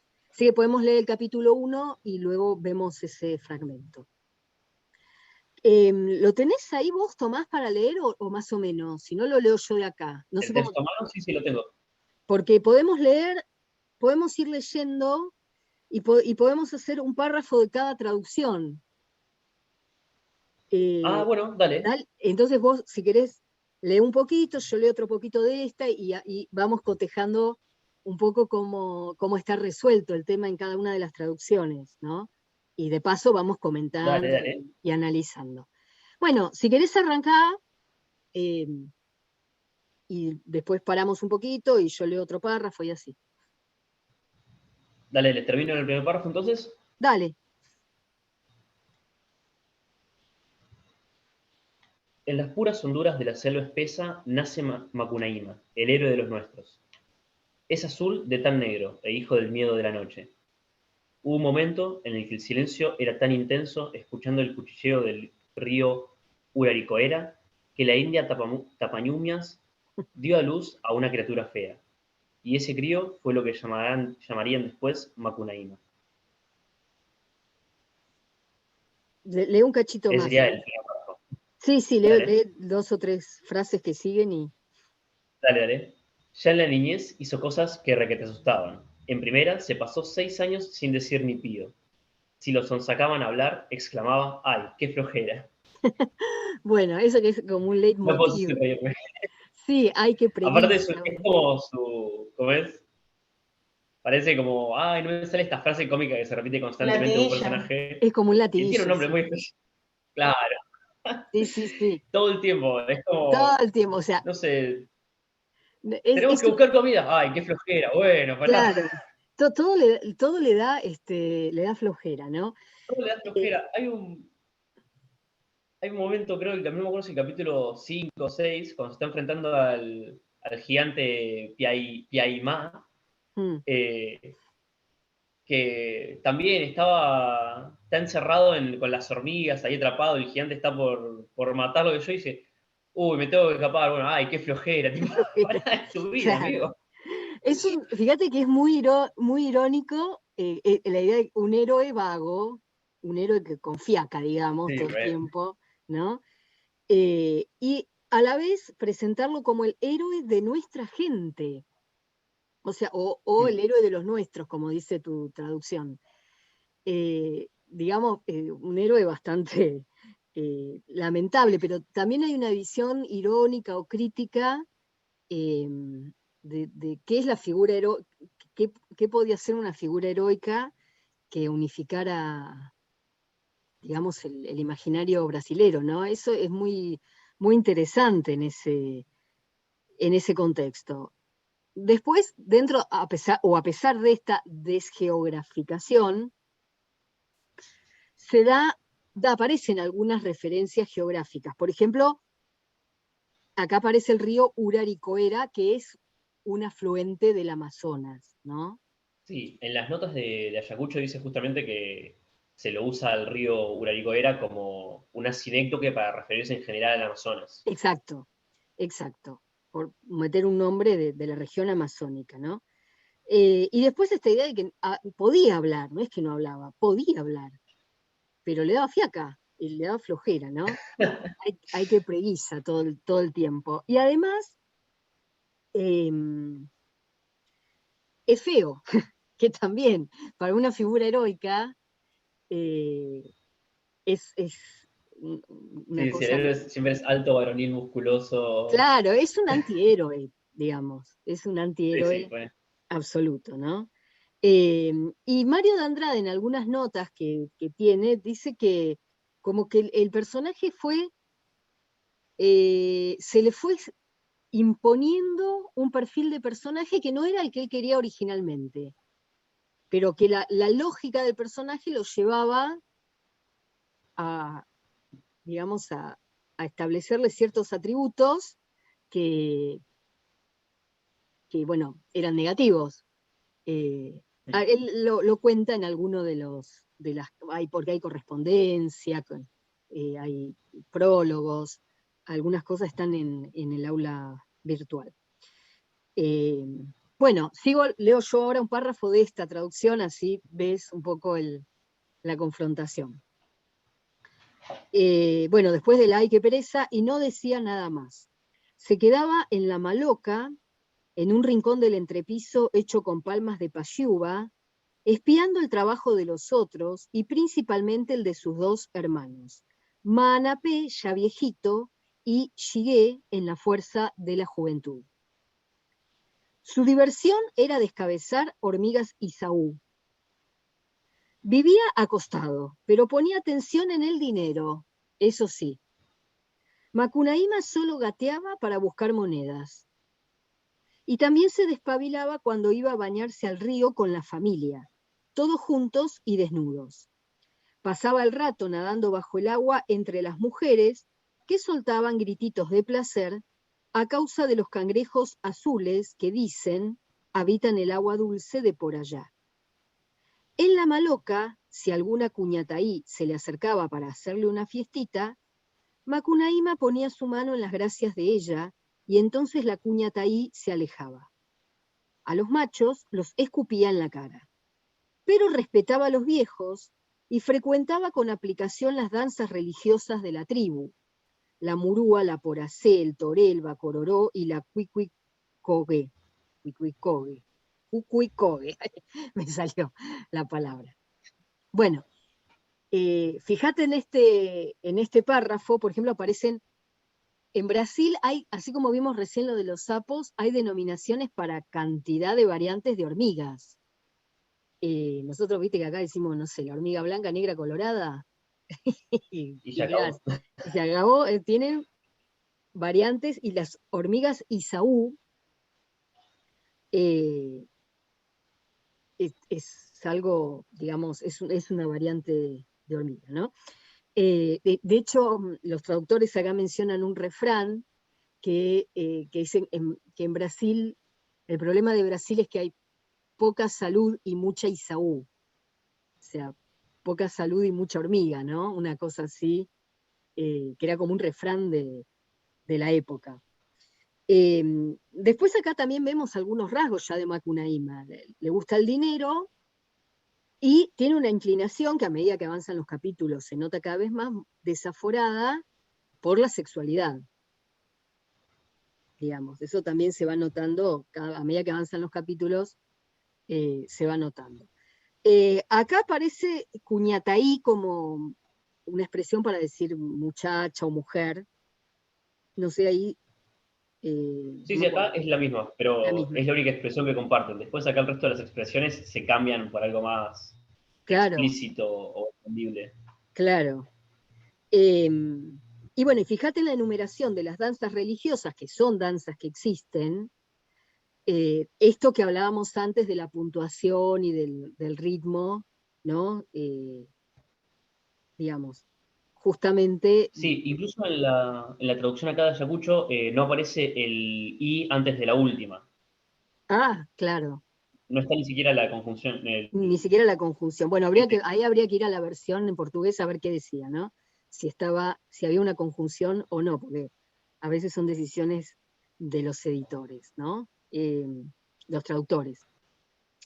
Pero, claro, fíjate, eso tenía que ver con lo que decía la traductora de esta edición, que se llama, ya digo cómo se llama la traductora, Julieta Benedetto, de mantener el ritmo de esas emboladas, ¿no? De esos cantos del nordeste brasilero. Bueno, ¿querés leer otro ratito de esa traducción? Dale. Un par de parrafitos que parece que son cortos. Sí, son cortitos. Dale. Cuando se trataba de dormir, se trepaba en el chinchorro, pequeñito, olvidándose siempre de orinar. Como la hamaca de la madre estaba abajo de la cuna, el héroe meaba caliente sobre la vieja, espantando re bien los mosquitos. Entonces se adormecía ceñiendo garabatos, inmoralidades estrambóticas y daba de patadas al aire. En pláticas de mujeres a pleno rayo del día, el bulubú era siempre por las travesuras del héroe. Las mujeres reían muy halagadas, diciendo que espina que pincha de pequeña ya trae punta. Y en Brujencia del payé Reinagó hizo un discurso y avisó que el héroe era inteligente. Bien. Bueno, es un desastre este héroe, digamos ya. Estos gestos también, que aparecen mucho, estas cosas que son como obscenas o que parecen, que son naturales, pero que, digamos, tienen que ver con la naturaleza física, pero que parecen como groseras o obscenas, aparecen mucho en la literatura guaraní, por ejemplo. En la Biblioteca Ayacucho hay una compilación de textos de la literatura guaraní, así como hay uno de literatura maya, literatura quechua, que sacamos lo de Incarri, hay uno de literatura guaraní. Y llama la atención la cantidad de textos que son como cantos o poemas, donde aparece un animal que, bueno, se tira, para decirlo vulgarmente, se tira un pedo y pasa algo. O sea, aparece mucho, o un personaje, ¿no? Humano, o que se orina, ¿no? Aparece mucho esa dimensión. Escatológica un poco, sí. Sí, un poco escatológica. Para nosotros escatológica, por ahí desde esa cultura está visto como algo... como algo totalmente normal. Más natural. Entonces, bueno, también aquí hay una recuperación probablemente de eso, ¿no? Y Montserrat mencionaba el otro día, bueno, esto del rey Nagó, que era un payé, de la hibridación, que es otro rasgo importante de la novela, entre lo indígena y lo afro. Porque hay rituales, como bueno, luego va a aparecer la macumba y todo eso, que también tienen que ver con la cultura afroamericana. Entonces, eso también es muy interesante en la novela, no es solo indígena, sino que aparece los ritos, costumbres de lo afro, ¿no? Avisa que era inteligente, ¿no? Decretan que era inteligente, eso es muy, muy gracioso también. Bueno, sigo yo con esta traducción un poquito. Dice, a los 6 años le dieron de tomar agua en un sonajero y Macunaíma empezó a hablar como todos. Y le pidió a la madre que deje la mandioca que rayaba en el rallador y lo lleve a pasear por la selva. La madre no quiso porque ella no podía dejar la mandioca. Macunaíma llorisqueó el día entero. Continuó llorando toda la noche. Al otro día esperó con el ojo izquierdo durmiendo que la madre comenzara el trabajo. Entonces le pidió que deje de tejer el cesto de palma tierna de Guarumo y lo lleve a pasear por la selva. La madre no quiso porque no podía dejar el cesto. Y le pidió a la nuera, a la compañera de Jigué, que llevase al chico. La compañera de Jigué era muy joven y se llamaba Sofará. Se acercó desconfiada, pero Macunaíma esta vez se quedó muy quieto y no puso sus manos en las gracias de nadie. La joven cargó al chico en la espalda y fue hasta el pie de las calas a la vera del río. El agua se detuvo para inventar un punteo gracioso entre las hojas de las palmeras jaguarí. A lo lejos se veía la entrada del estrecho, hermosa con muchos biguáes y patos aguja volando. La joven dejó a Macunaíma en la playa, pero él empezó a llorisquear que había mucha hormiga. Y le pidió a Sofara que lo lleve hasta el pie del morro, allá adentro de la selva. La joven lo llevó, pero apenas acostó al gurrumín en la hojarasca de junquillos, orejas de elefante y reinas púrpuras, el cuerpo le creció en un instante y se convirtió en un lindo príncipe. Anduvieron mucho por allá. Bueno, no sé si ves algunas diferencias ahí en la traducción, pero el núcleo narrativo se mantiene, ¿no? El núcleo narrativo se mantiene. Después las diferencias son un montón, me sorprendió. Sí, muy notables. Sí, de hecho, cosas que hasta me parecen un poco poéticas. Por ejemplo, acá el tema de la madre, cuando no la estaría encontrando. Cuando está trabajando con la mandioca y eso. No, cuando le dice que no. Y dice, la madre no quiso porque no. Claro, acá está como la madre no quiso porque no. Claro. Punto. Y después da los motivos. En la traducción que estabas leyendo de Benedetto, está la madre no quiso porque, y la madre no quiso porque no, también es una frase que se repite después. Claro. También siendo como un gatillo también. Sí. Me llamó la atención la omisión de esa frase. de... Yo pensé que era como importante. No, son decisiones de los traductores, ¿no? Que también resuena mucho a la oralidad eso, ¿no? ¿Por qué no? ¿Por qué no? No vas porque no, qué sé yo. Claro. ¿No? ¿Por qué no? Claro, ahí sin más explicación. Acá lo explica. Bueno, claro, habría que cotejarlo con la versión en portugués. Sí. Que podemos Después, subir una. Me la atención también palabras por ahí como lloriqueando, bueno, que se cambian por llorando, entonces claro, supongo que es para más cercanía nuestra. Y después sí se entienden otras cosas más, por ejemplo, a lo lejos estaba bonito, con mucha biguá, y cotua agujita, que yo no tenía ni idea qué era, y en tu versión es pato aguja. Pato aguja, claro. Bueno, no puedo entender eso. Esclarece un poco más, ¿no? Es algo que puedo comprender. Bien, Sí. Acá justamente los traductores dicen que tratan de hacerlo cercano a un lector argentino. Claro. Entonces, sí, o de sí, América después del segundo Sur. también, al principio, cuando dice, le dieron agua en un cencerro, acá había una nota justo que decía que dar agua en un cencerro es una frase popular de Brasil que remite como a dar de beber agua milagrosa, agua para mejorar las capacidades de uno. Claro. Y en tu versión creo que lo acotaba como... A un sonajero. Le dieron de tomar agua en un sonajero. En un sonajero, ¿no? Claro, también hay, eso es interesante, como que eso se nota mejor en las notas de la edición Ayacucho. Claro. Esta edición es menos anotada, ¿no? Pero bueno, es un intento... Sí, obvio que sin las notas no podemos recuperar nunca el tema del agua en el cencerro, jamás. Claro, digamos, cómo recupera frases, refranes, frases hechas, expresiones populares, ¿no? Y otra cosa que estaba interesante en este pasaje, que lo marcábamos el lunes, lo marcaban las chicas, era cómo aparecen las actividades de la vida cotidiana de las mujeres. O sea, cuál era el trabajo de la madre. Tenía que preparar la mandioca, tejer un cesto, ¿no? Y bueno, le encarga a la nuera, digamos, que lo lleve a pasear. Y cuando lo deja al pie de ahí de un monte de plantas, se convierte en un príncipe, ¿no? Acá empiezan el proceso de transformaciones, que hablábamos que era un rasgo de este personaje, ¿no? Bueno, ¿seguimos un poquito? Dale. Lee dos parrafitos. Sí, lee un poco, que vienen párrafos cortos. Recién volvieron al cabañal, la joven parecía muy fatigada de tanto cargar el mocoso a cuestas. Pero era que el héroe había jugueteado mucho con ella.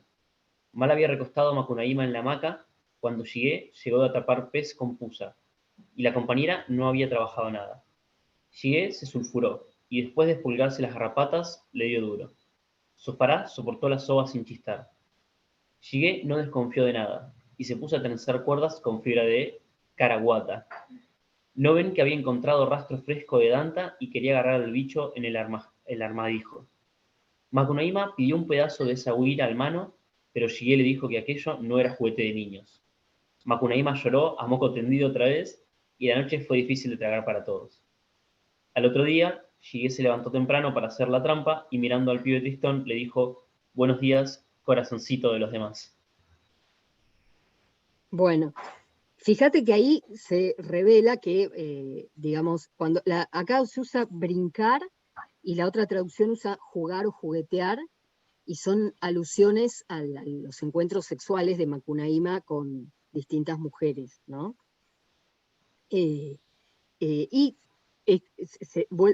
Volvemos a marcar un poco esto de el retrato de la vida cotidiana, ¿no?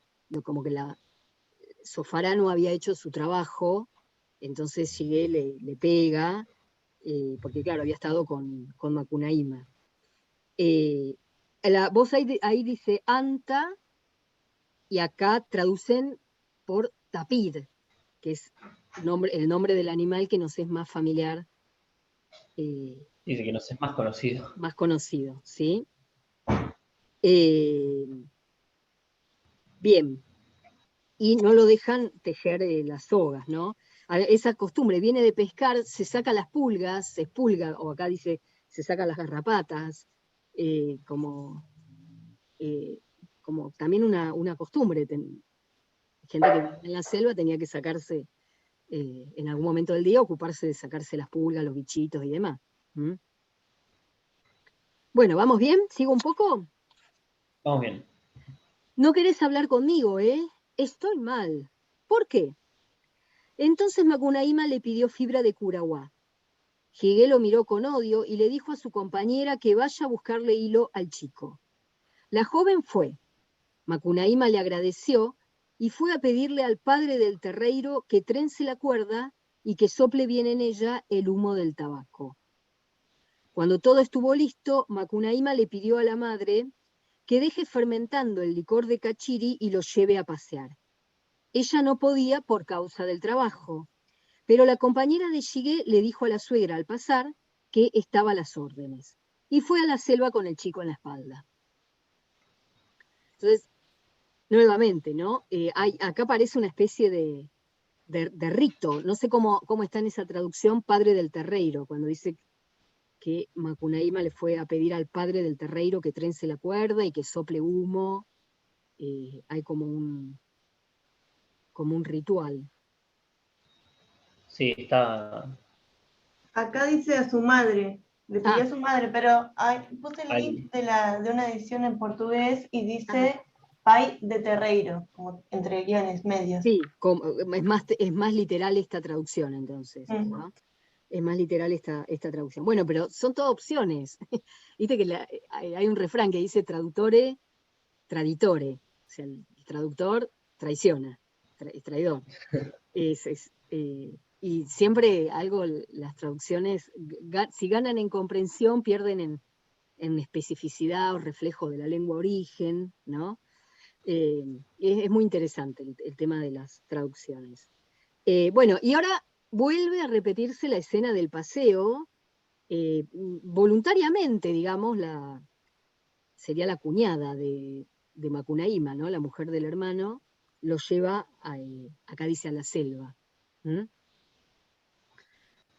Bueno, ¿seguimos otro poquito? Dale. Recién lo colocó en la sotoselva sobre amarantas y palmas del viajero. El pequeño crece y se convirtió en un príncipe lindo. Pidió a Sofará que esperara un poquito, que luego volvía para que juguetearan, y se fue al abrevadero de la Danta a armar un lazo. No bien volvieron de pasear, ya de tardecita, cuando llegó también de tender su armadijo cerca del rastro del tapir. La compañera no había trabajado nada. Shige se puso pálido, y antes de expulgarse las garrapatas, le dio con ganas. Sofará se aguantó el aguacero con paciencia. El rayar del otro día aún no acababa de encaramarse en los árboles, cuando Macunaíma despertó a todos dando horrendos berridos, para que fueran. que fueran al abrevadero a buscar al bicharraco que había cazado. Pero nadie se la creyó, y todos principaron el trabajo del día. Claro. Bueno, fíjate que el hermano era el que había visto que había un tapir o anta merodeando y lo quería cazar, y el que pone el lazo y deja preparado el lazo es Macunaíma, ¿no? Y conoce, sabe, ahí tiene como un poder, digamos, que quedó atrapado el animal. Entonces a la mañana grita para que vayan a rescatarlo porque estaba atrapado.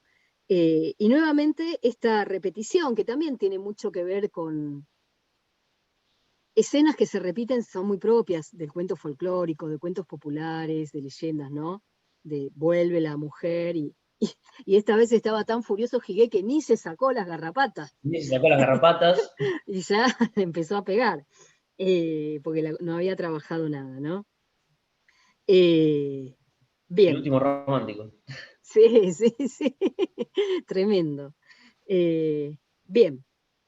Sigo yo un poquito. Macunaíma se quedó muy malhumorado y le pidió a Zofará que vaya a dar una vueltita hasta el bebedero solo para ver. La joven fue y volvió contándole a todos que de hecho en el lazo había un tapir muy grande ya muerto. Toda la tribu fue a buscar al animal pensando en la inteligencia del gurrumín. Cuando Jigué llegó con la cuerda de Curahuá vacía, encontró a todos ocupándose de la caza y ayudó. Y cuando fue a repartir, no le dio ni un pedazo de carne a Macunaíma, solo tripas. El héroe juró venganza. Al otro día le pidió a Zofará que lo lleve a pasear y propuso que se quedaran por ahí hasta la boca de la noche. Ni bien el niño tocó la hojarasca, se convirtió en un príncipe fogoso. Juguetearon. Después de revolcarse 3 veces, salieron de la selva corriendo, haciéndose fiestitas. Después de las fiestitas de caricias, hicieron las de las cosquillas. Después se enterraron en la arena, después se quemaron con fuego de pajitas. Esas fueron muchas fiestitas. Macunaíma agarró un palo de copaíba y se escondió detrás del árbol de moras, pirañero. Cuando Zofará vino corriendo, le dio con el palo en la cabeza. Le hizo un tajo y la joven cayó retorciéndose de risa a sus pies. Lo tironeó de una pierna. Macunaíma gemía de gusto agarrándose de un tronco gigante. Entonces la joven le dio un tarascón en el dedo del pie y lo engulló. Macunaíma, llorando de alegría, le tatuó el cuerpo con la sangre. Después estiró los músculos, irguiéndose en un trapecio de lianas, y a los saltos alcanzó en un instante la rama más alta del pirañero. Zofará trepaba atrás. La rama finita cedió, oscilando con el peso del príncipe. Cuando la joven también llegó al tope, juguetearon otra vez balanceándose en el cielo. Después Macunaíma quiso hacerle otra fiestita a Zofará. Dobló todo el cuerpo con la violencia de un impulso, pero no pudo continuar. La rama se quebró y ambos se desprendieron a los tumbos hasta estrellarse en el suelo. Cuando el héroe volvió del desmayo, buscó a su alrededor a la joven. No estaba.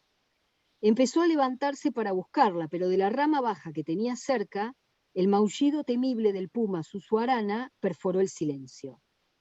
El héroe, espantado de miedo, cerró los ojos para ser comido sin ver.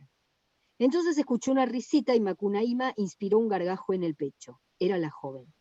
Macunaíma empezó a tirarle piedras y cuando la hería, Zofará gritaba excitada, tatuando con la salpicadura de la sangre su cuerpo, que estaba debajo. Al final, una piedra laceró la boca de la joven y le molió 3 dientes. Ella saltó de la rama y ¡zas! Cayó sentada en la panza del héroe, que la envolvió con todo el cuerpo, aullando de placer.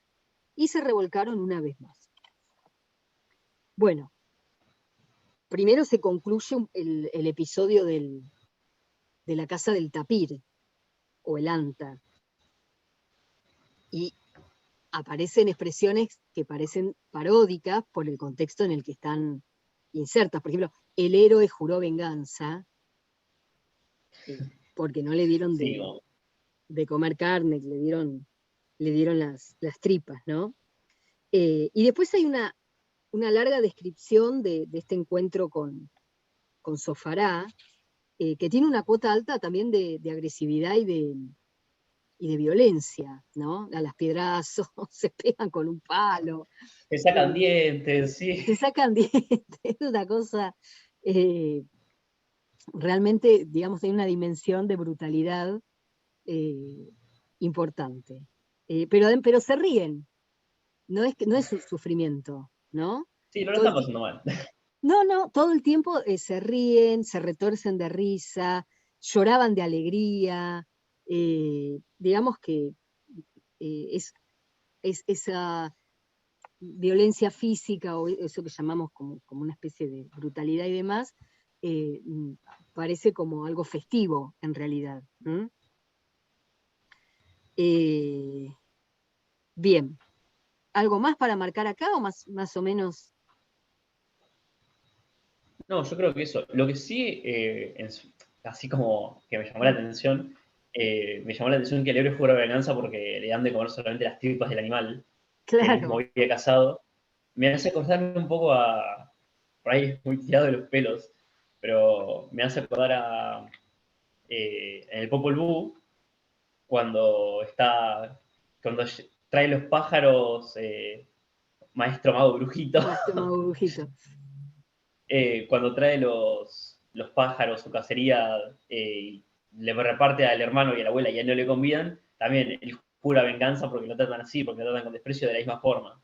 Exacto, bueno, no están traídos los re... pelos. Hay que pensar en que en culturas recolectoras o dedicadas a la cacería, o esos gestos son significativos. Son una ofensa.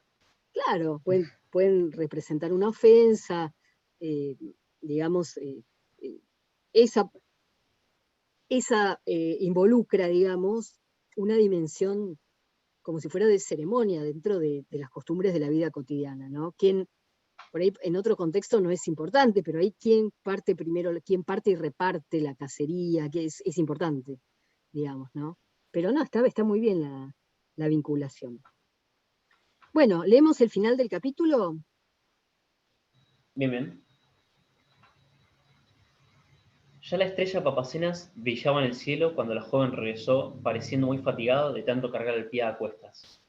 Pero Giguet, que desconfiando, había seguido al par por las matas, presenció la transformación y el resto.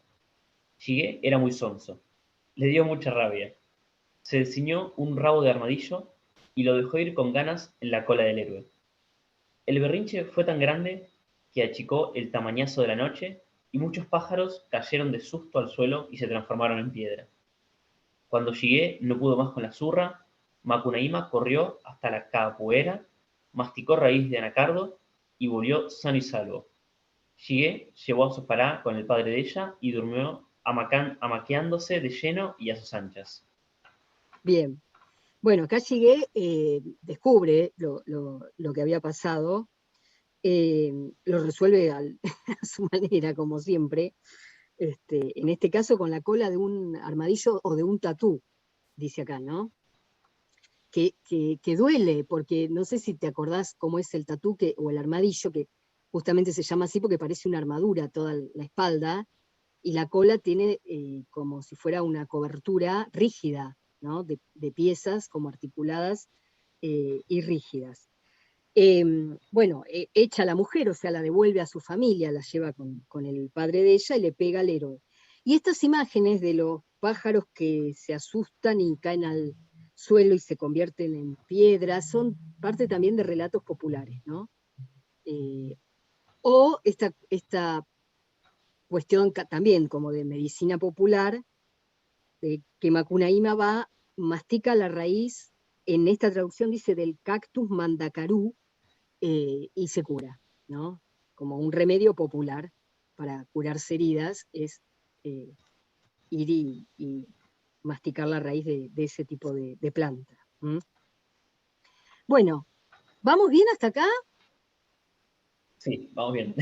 Bien, entonces lo que podemos hacer ahora es ver un poquito de la película. ¿Podemos, Clara? Sí. Vemos los primeros minutos que son bastante, está en portugués, pero está bastante fiel a este primer capítulo. A ver ahí, la vemos un poquito. ¿Ahí están viendo? Sí.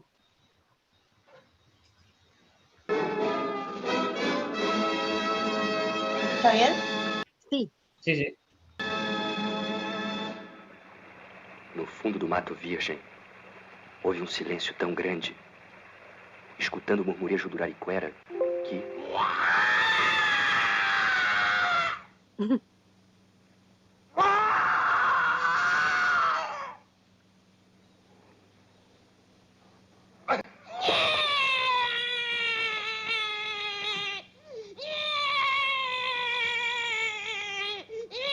Pronto. Nasceu. É homem, mãe! Olha só a cara dele, mãe! Não é bonitinho? Ô, gente, que menino feio, danado. Ah, já também não é nenhuma beleza, não. Chora não, irmãozinho. Chora não. Feiura não é documento. E nome ele não vai ter, não? Macunaíma. Nome que começa com Ma. Tem Macina.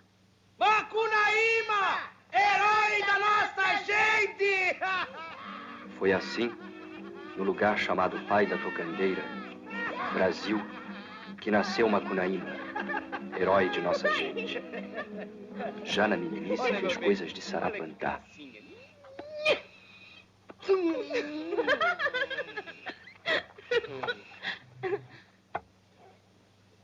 Dá um beijinho na cunhada, Olha dá? que ele vai te cuspir. Cospe não, cospe.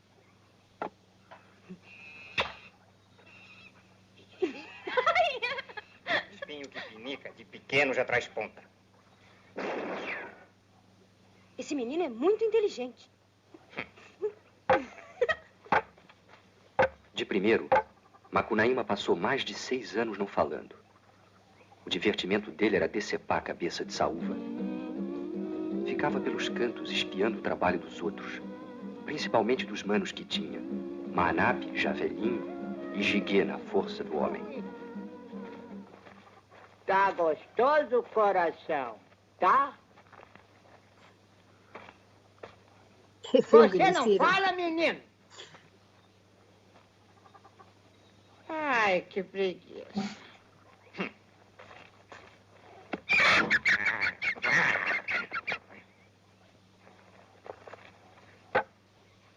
Macunaíma vivia deitado, mas se punha os olhos em dinheiro, dandava para ganhar vintém. Também espertava quando a família ia tomar banho no rio, todos juntos e nus.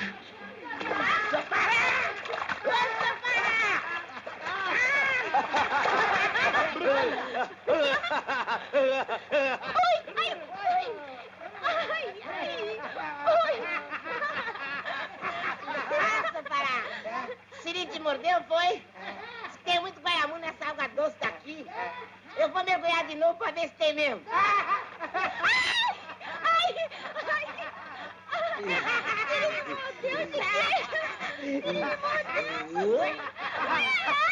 Engraçado esse Siri, não é? A gente não morde, não. Só morde você. Nunca vi goiamão de água doce. Tem mais pouca vergonha que Siri aqui dentro, sabe?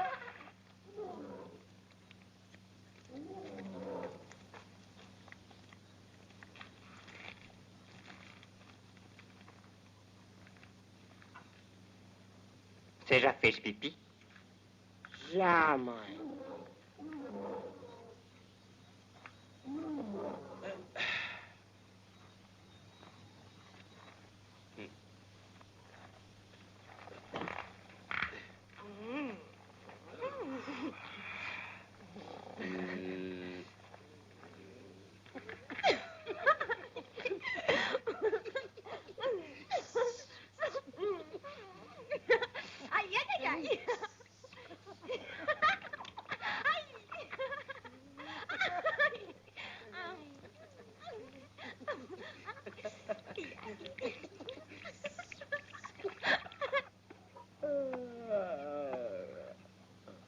Benção, mãe.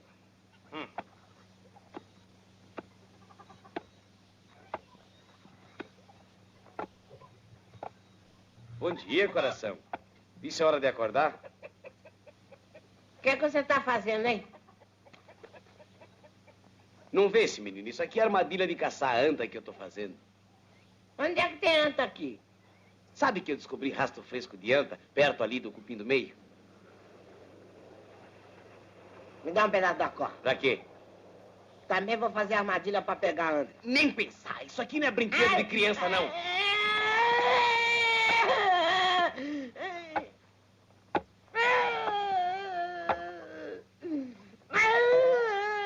Ah, tá chorando, coraçãozinho dos outros, tá?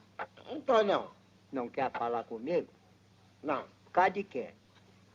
Ninguém não quer me dar corda pra pegar a anta. Ah, corda não é brinquedo de criança. Pode se enforcar. Boçal.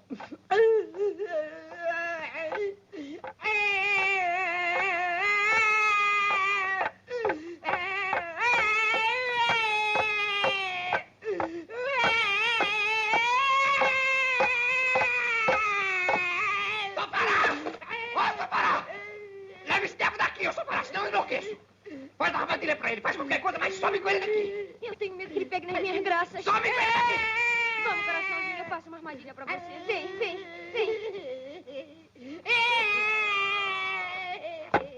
Sofará era meio feiticeira.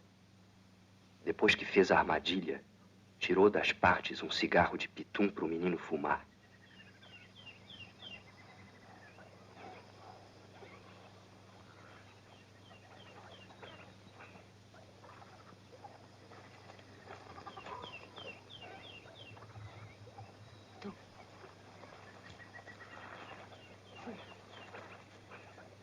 Fuma! Quando deu a primeira baforada,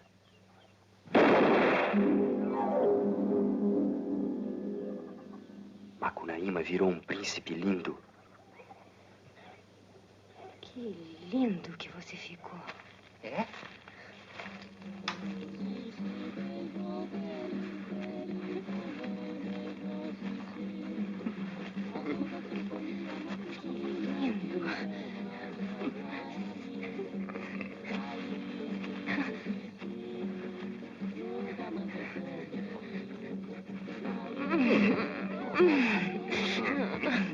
Me dá um abraço. Você ficou tão bonito. Vem aqui comigo, vem. Não, aí tem muita formiga. Vamos ali, vai. Vem, depressa, fogo, vem.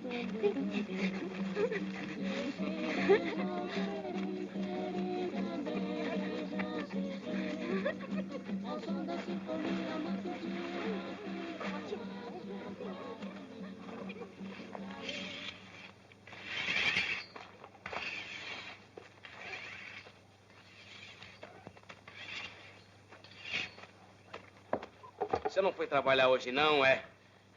Não vê que eu tô cansadíssima? Esse menino brincou tanto comigo. E eu vou ensinar você a brincar com os outros em vez de trabalhar pra mim, como é sua obrigação, ou teu! Benção, mãe.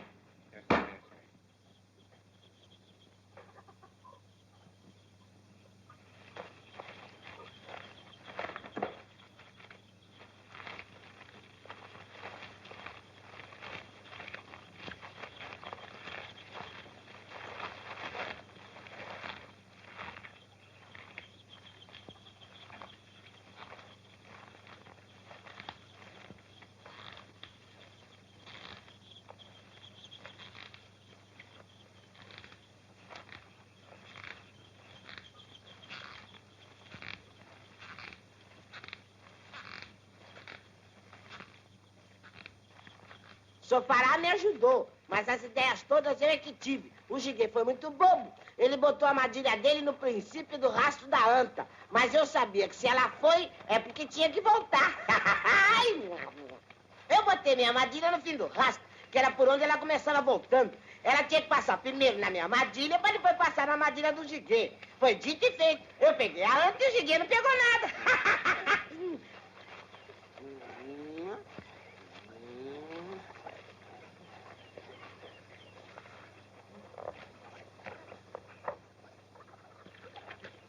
A senhora primeiro, mãe.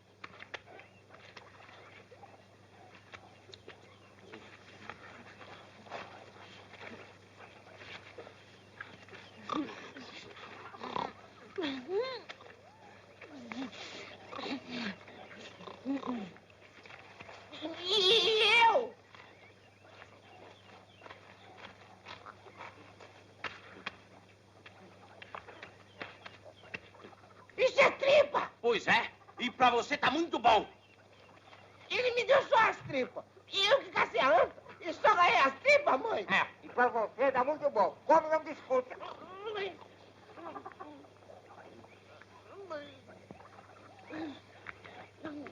Tadinho.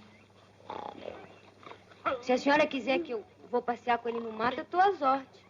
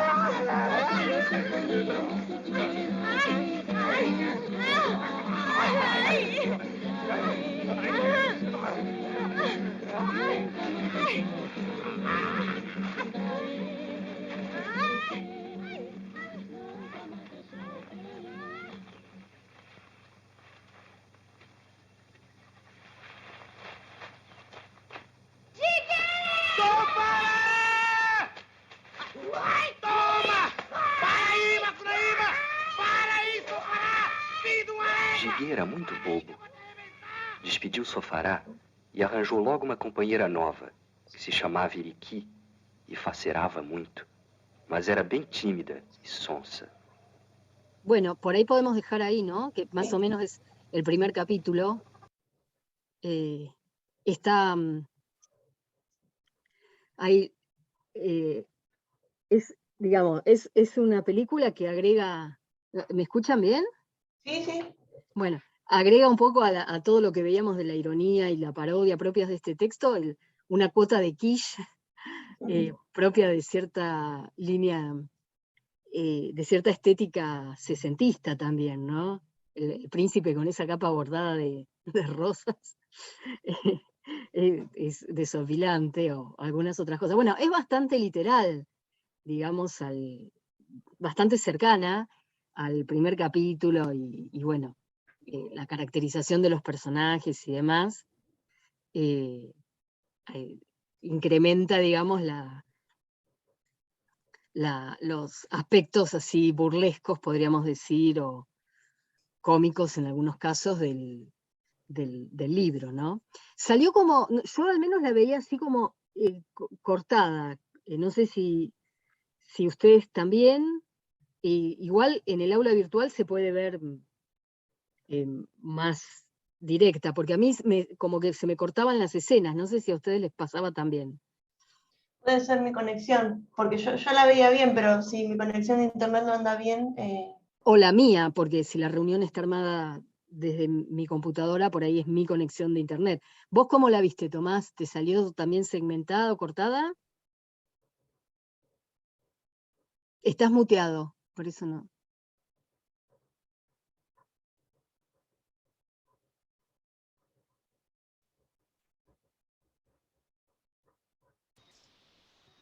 Ah, perdón. ¿Ahora se escucha? Sí, ahora sí. Hola, hola. Hola, sí. No sé qué pasó, tuve que mutear. Ah. No, decía que se me veía más segmentado, o sea, se me veía en parte segmentado, pero era mucho más de corrido y se entendía. El de Monse, por ejemplo, se me trababa muchísimo más. Se trababa más. Bueno, de todos modos quedan estos materiales en el aula virtual, o sea que desde ahí se pueden recuperar y verlo, incluso verla completo, claro. Completo, digamos, ¿no? Acá dejamos lo que sería en el hilo narrativo el equivalente al primer capítulo, lo de la cacería de anta, las tripas, más o menos en ese punto. Bueno. La transformación en príncipe. La transformación en príncipe, que es desopilante, que la solución que y también marcaban el otro día en la clase decían, cambia de raza también, ¿no? Porque Sí, se hace blanco de repente, se hace rubio. blanco y rubio, es otra caracterización total. Bueno, más o menos vamos entrando en este mundo de Macunaíma y de la recreación. Me parece interesante retomar, nos va a quedar los artículos para la próxima, pero bueno, no hay problema. Retomar un poco lo que marcábamos en el programa, a ver si se entiende por qué le pusimos, perdón, pusimos, bueno, zona amazónica, el cruce de regionalismo y vanguardia. ¿Se entiende un poco esto? Es decir, se toman elementos propios de las culturas regionales de Brasil y demás, y de la experimentación formal, estética de la vanguardia. La recuperación creativa de la tradición oral indígena, que eso, bueno, lo hemos hablado también en relación con la composición formal de la narración, ¿no es cierto? La prosa, el tipo de prosa de la novela.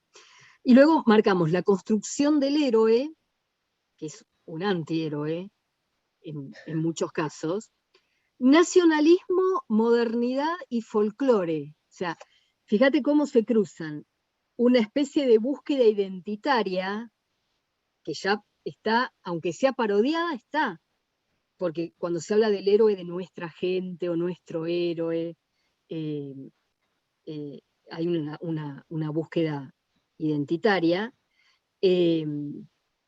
Rasgos de modernidad, que también van a aparecer, vos que leíste varios capítulos, viste que aparecen las ciudades, por ejemplo. Sí. O el comercio de las ciudades, y el folclore, ¿no es cierto? La recuperación tanto de relatos recuperados por antropólogos o por folcloristas o tradiciones populares, ¿no?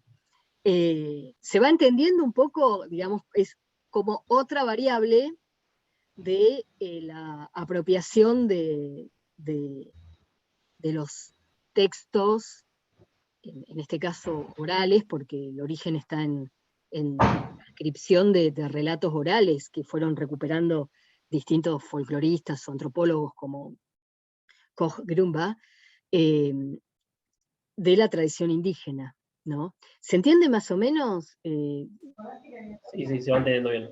Son como momentos distintos en la recuperación y la creación literaria de las culturas indígenas. Bien, tendríamos que ver, estamos casi sobre la hora, según me parece, ¿no? Sí, más o menos.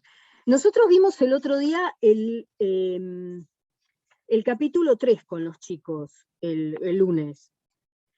En la traducción de Ayacucho está el que se llama Sí, Madre de la Selva. Sí, en la página 12. Bien. Aparece, bueno. Sí, acá aparece como Sí, Madre de las Matas. O Madre de las Matas, ¿no? Por esa idea del mato brasilero, ¿no? Bueno, no vamos a llegar a leerlo todo hoy, entonces lo que podemos hacer es leerlo tranquilos el miércoles que viene, que de todos modos vas a quedar emparejado porque ellos no tienen clase el lunes, porque hay feriado. Ah, bien. Entonces el miércoles que viene hacemos esta parte tranquilos, así lo vamos aprovechando y comentamos a los artículos que, bueno, habías leído. Y te quería avisar algo también. El 27, el lunes, va a intervenir en la clase una profesora de Brasil. Con lo cual, la clase de ese lunes la vamos a virtualizar. Yo sé que vos cursás otra materia, pero la vamos a grabar.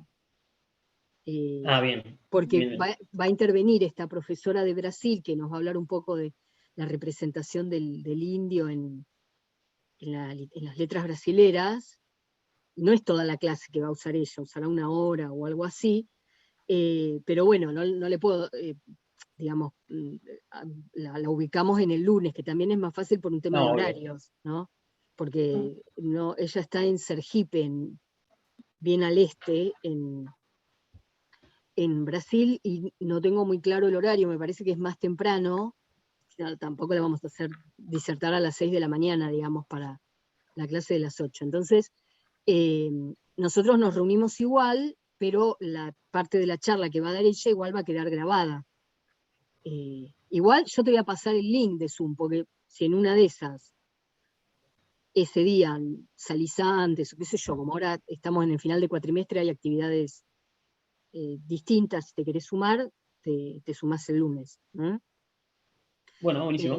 Así que bueno, ese era un poco el aviso. A vos no te altera mucho porque vos venís un poco con clases virtuales, pero para los chicos del lunes la tenemos que hacer virtual, porque si lo hacíamos en el aula, nosotros la podemos ver bien a ella con la pantalla, pero ella no nos escucha con claridad, tenemos que tener micrófono, digamos, toda otra movida, y que la verdad que era más fácil con una clase por Zoom y listo. Así que bueno, dejemos acá que estamos en horario y bueno, vemos tranquilos el capítulo 3 la próxima. ¿Dudas, consultas, algo que me haya olvidado, Clara? No, creo que dijiste todo. Tomás, ¿vamos bien? Sí, yo hasta acá voy perfecto. Bueno, entonces la próxima, como igual vas cómodo porque ellos el lunes no tienen su clase, por el feriado, el miércoles vemos un par de capítulos más y comentamos artículos de la bibliografía crítica, así, digamos, no es necesario virtualizar, digo, otra parte de la Claro, clase, sí. porque igual tenés otra clase donde podés ponerte a la altura de No los quedo rezagado. contenidos. Claro, no quedás rezagado. Bueno, si no hay dudas ni nada, dejemos acá y nos vemos el miércoles que viene. Bueno, nos vemos el miércoles que viene. Bueno, chao, hasta luego. Chao, hasta luego. Voy a dejar Clarín, nos vemos. Nos vemos. Voy a dejar de grabar.